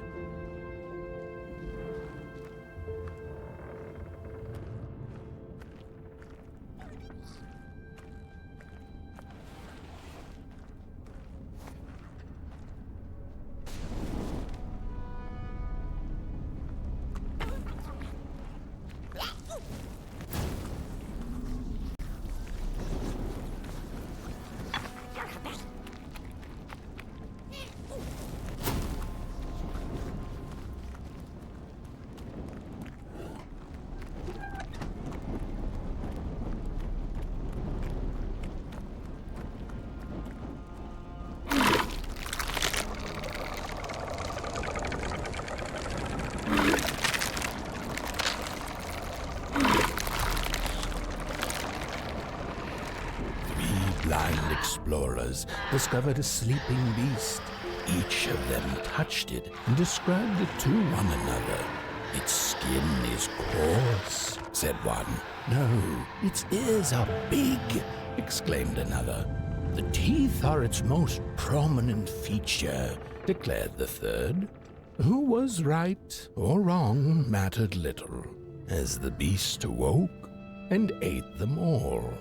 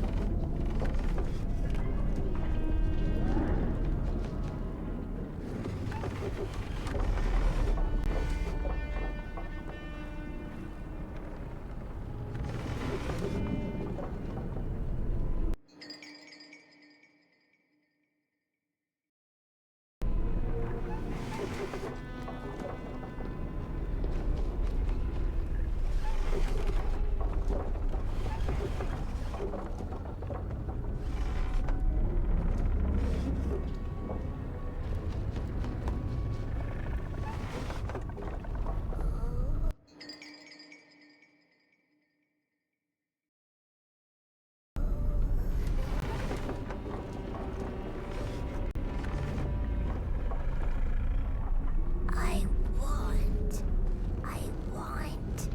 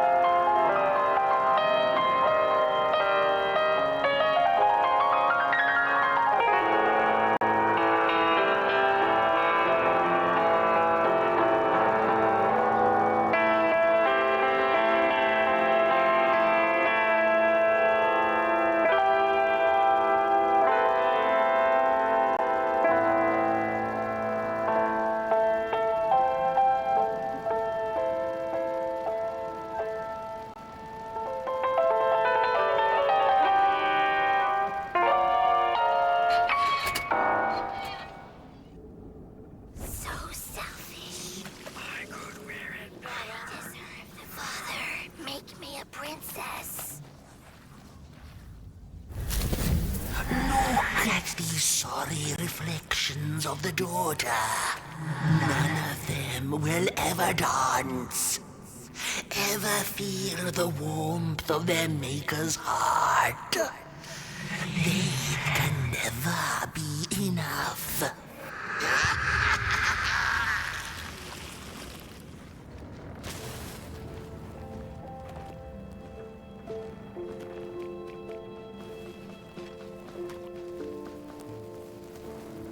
After years of searching for her son, the weaver was convinced she had lost him to the dark. One night, there came a knock upon the door. "It's your son," said a voice. "Please let me in." Thinking this was some cruel spirit come to mock her grief, she remained silent until her son gave up and left, never to return again.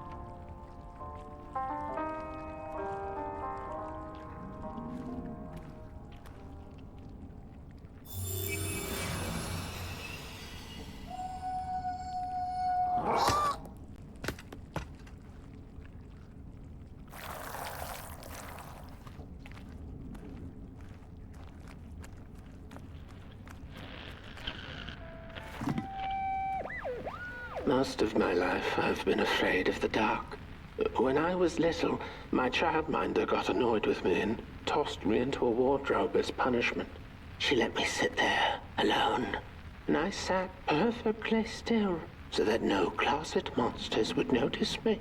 It was the longest, most terrible 15 minutes.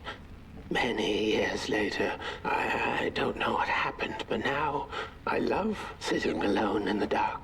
I get into the wardrobe, close the doors, and I sit perfectly still. It's like a void, empty, but not cold, where nothing exists and everything is possible.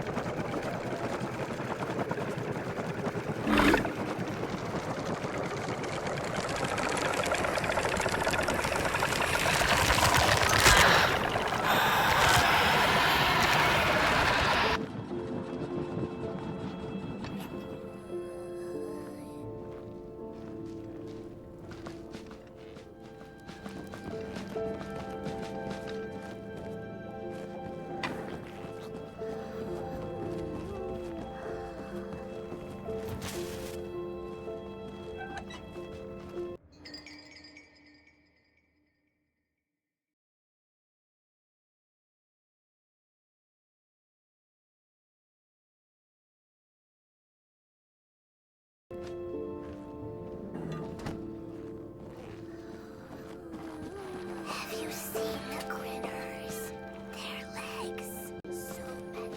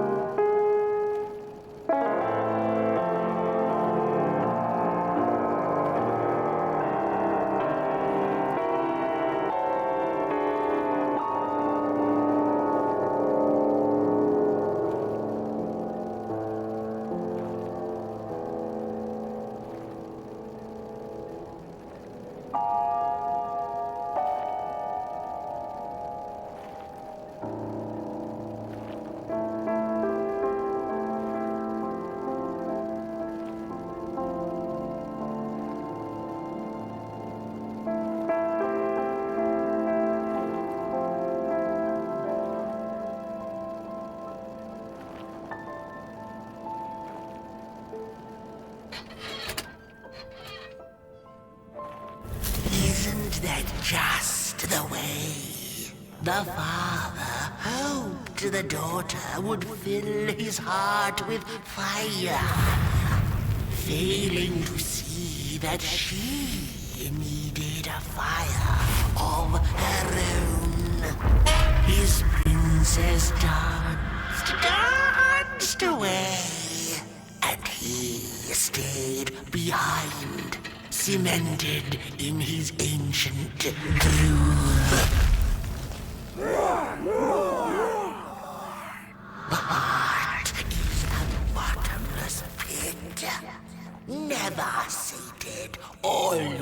craving for more.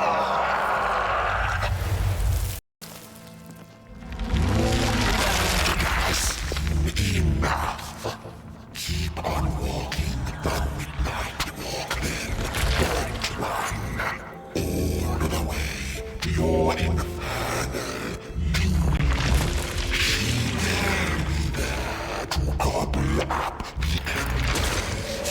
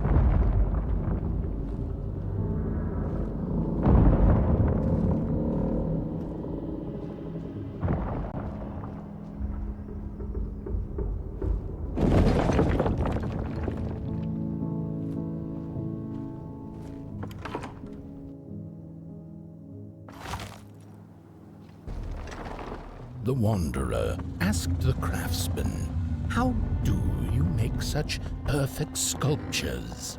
To which he replied, "Oh, there's nothing to it, really. I go into the dark woods. I find the sculpture already waiting inside a tree. And then it's just a matter of carving it out."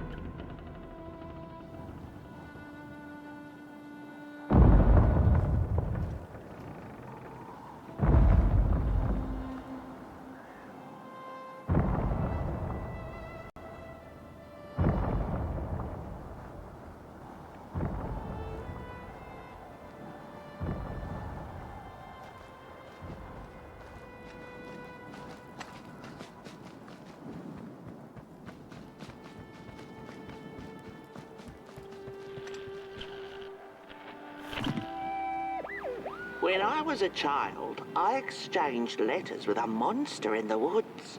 We were best pals, and we shared all our secrets with each other. One day, my sister told me that the monster wasn't real, that she'd written me all those letters to play a joke on me. But the joke's on her, because I knew the truth about the monster in the woods, and we exchange letters to this day.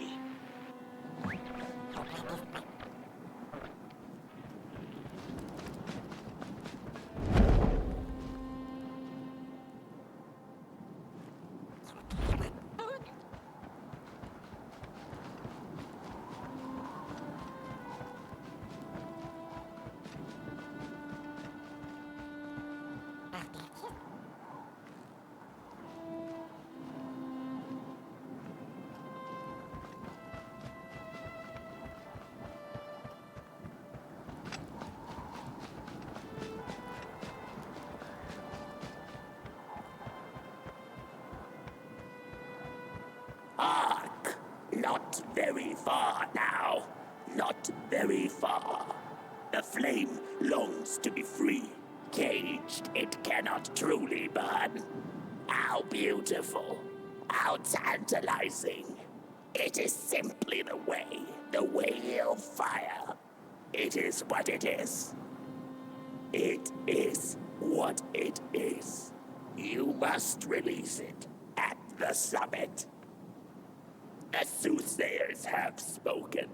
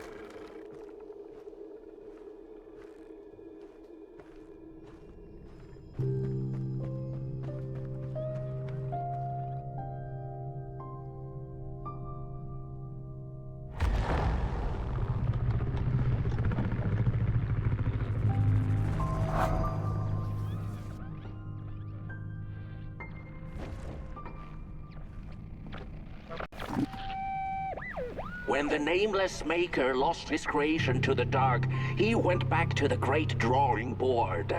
In his desperation to regain control, he made an attempt to sculpt the face of the dark itself, something he thought he'd glimpsed in his nightmares.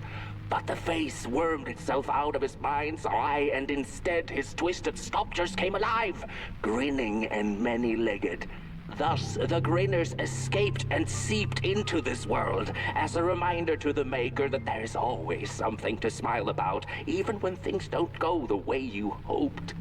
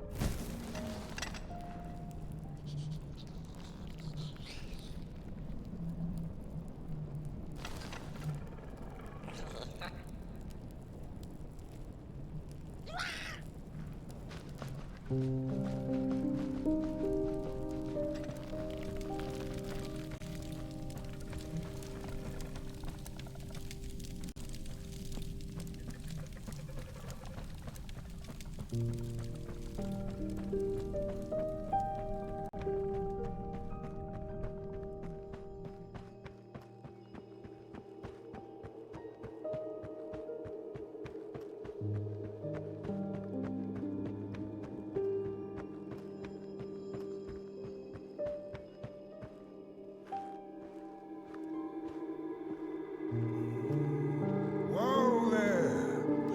You look like you're about to move a mountain. That's what I get for trying to get in the way of a flame and its destination. Let him walk his walk. Ain't nothing gonna stop him now, looks like. Fairly well now, Burnt One. You're going to Moon Mountain, and that walk is for you alone. You have a tough decision ahead of you to make, just like the ones who came before. But they're all long gone. In the end, all there's left to follow is your own heart.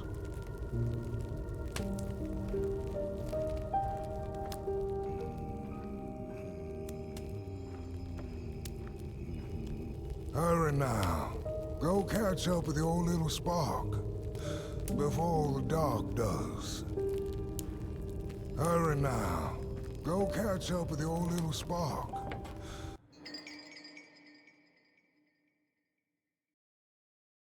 Before the dark does.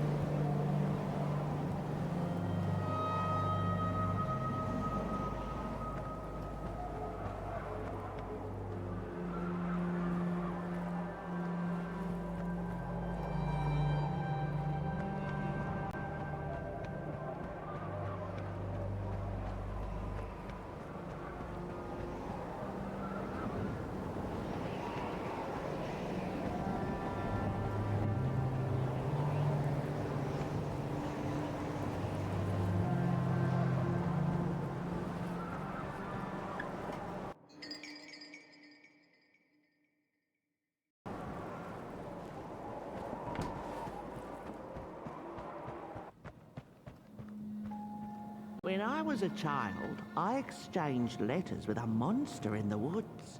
We were best pals, and we shared all our secrets with each other.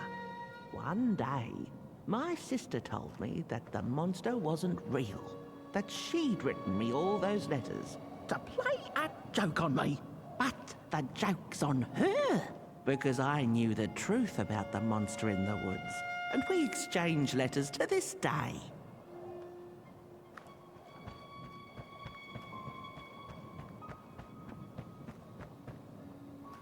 Oi! You the caretaker of this little fireball?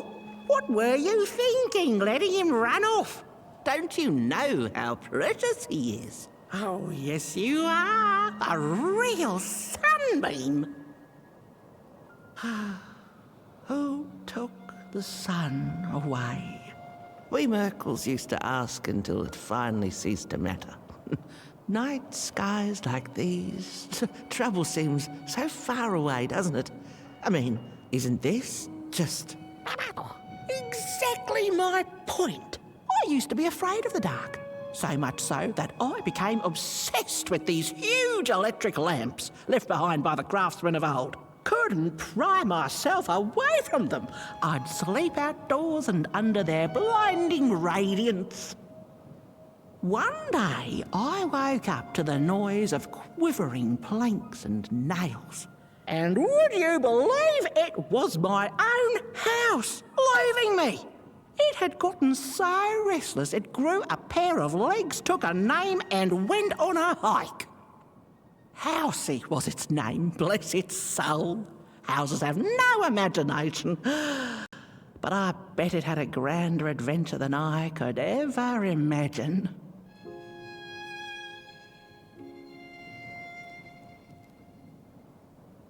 This little flame is your home, burnt one. Keep him nurtured and safe, and you'll always find yourself in the right place.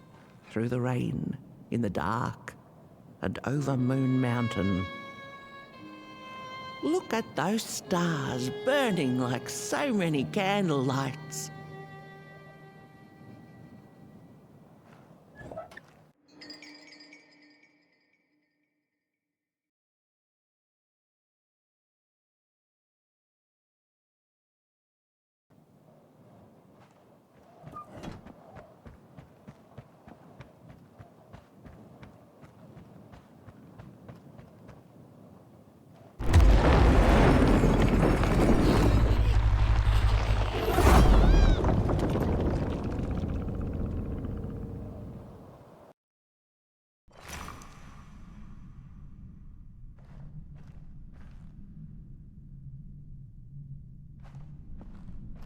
What is the dark? Is it ugly and cruel? Is it a place for monstrosities, for fools lost in the woods? A terrible void where all your nightmares come true.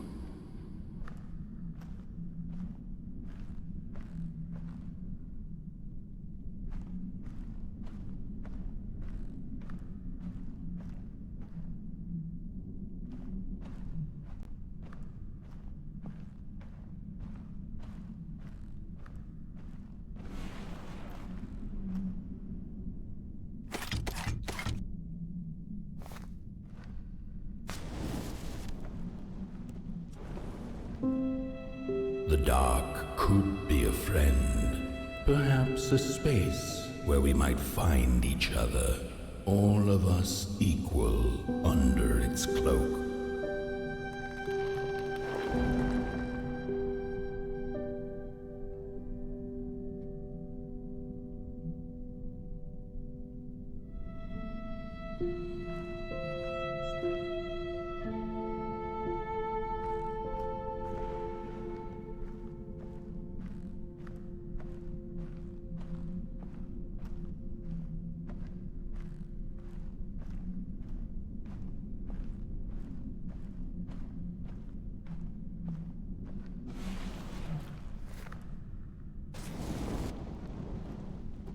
The dark could be an embrace and the release of the old, like taking off a tight shoe, laying bare one's feet and taking a first step onto a new adventure.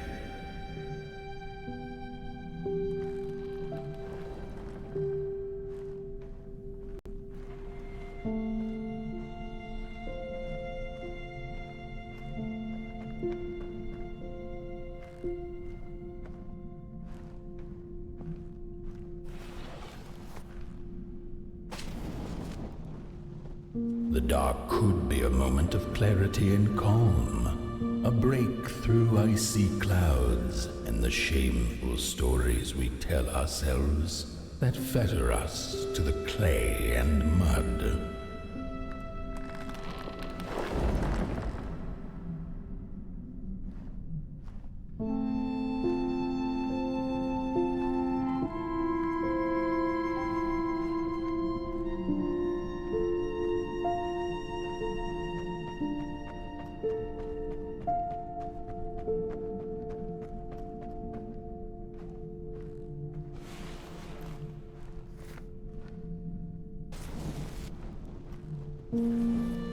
The dark could be the space and time that we need to recover from the death of a dream and the quiet promise of new beginnings waiting on the other side of grief.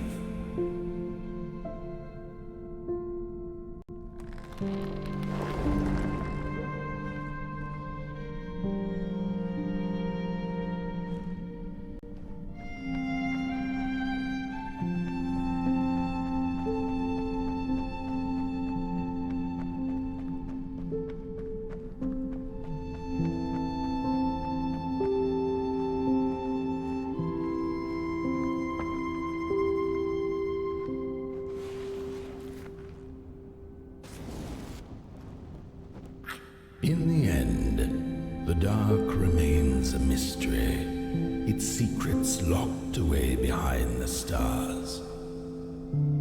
But one can rest assured that it is always there, watching, patiently waiting for us to enter it, with fire in our hearts and with eyes wide open.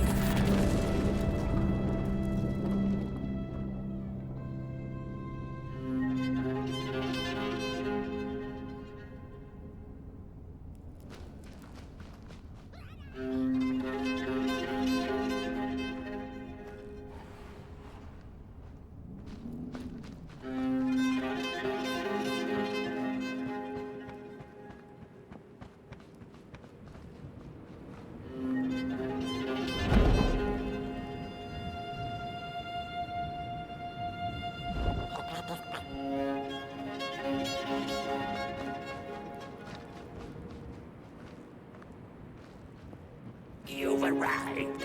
Hark!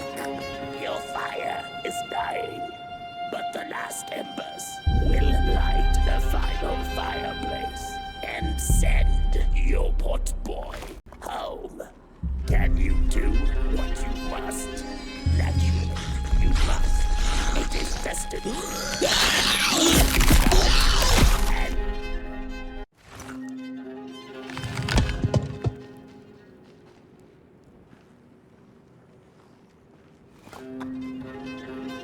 You've arrived. Hark! Your fire is dying, but the last embers will light the final fireplace and send your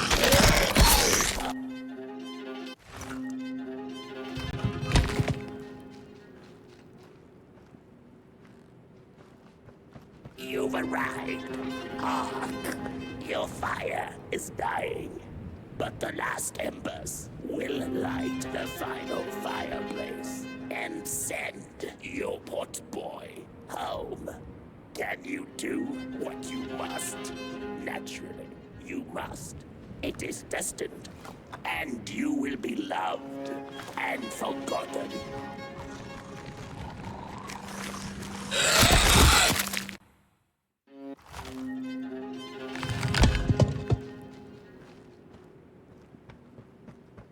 You've arrived. Hark! Your fire is dying, but the last embers will light the final fire.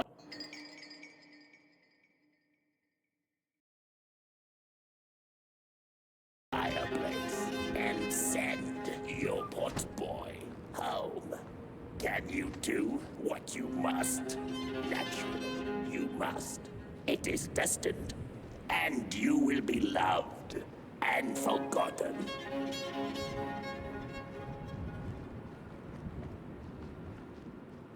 The soothsayers have spoken the last words.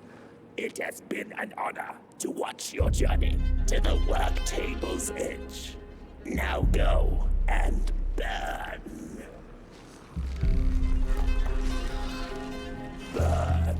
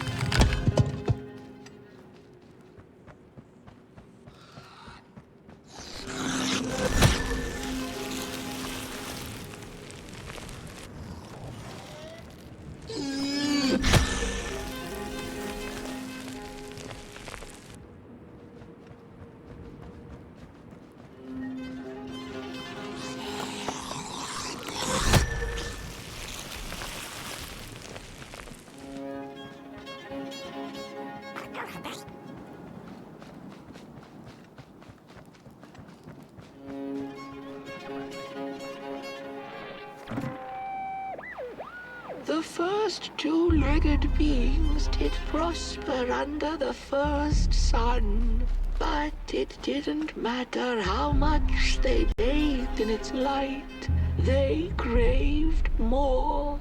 They sought to cage the sun, harness its power, and make it theirs. But the makers in their foresight had put the sun far, far away. So far that no creature could reach it. That's why, in their desperation, the two-legged ones began to collect matches, lighting them like minuscule suns of their own. But there are only so many matches in this world. And one day they'll run out, and they shall once again look to the sun.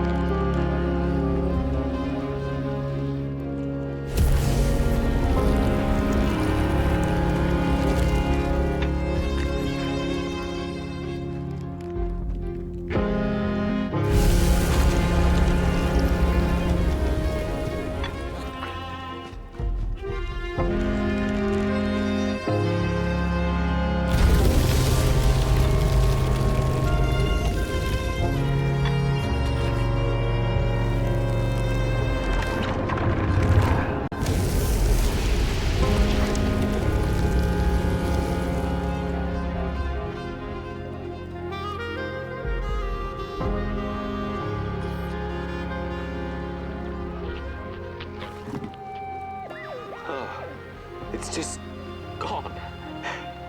I had this wretched gut feeling like something was up, like something was on the way, a danger I never could have guessed. I figured that's just how I always feel, and my worries seldom come true. And now here I am, and I have been for some time now, and it just won't come back. I'm thinking, while I had it, I didn't know what to do with it, how to care for it, enjoy it. But if I had it again tonight, I'd probably waste it all over again.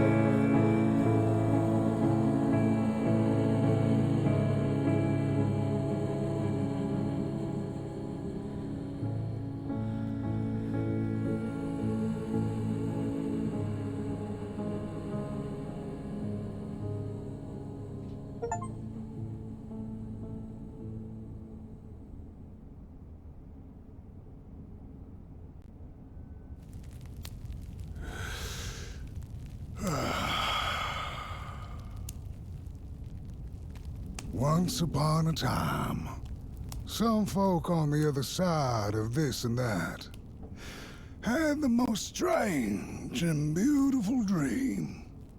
I hope that tonight you caught a glimpse of it, and I wish you the levity and grace to smile in the darkest of times and on the way down your midnight walk.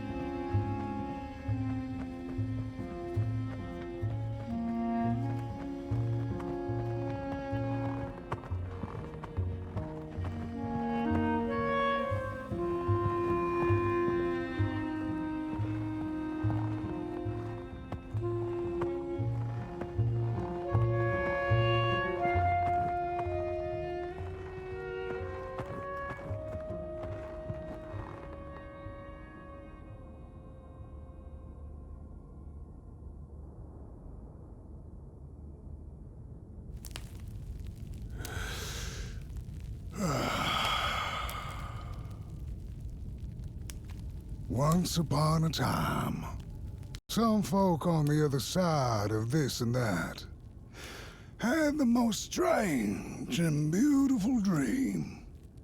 I hope that tonight you caught a glimpse of it, and I wish you the levity and grace to smile in the darkest of times and on the way down your midnight walk.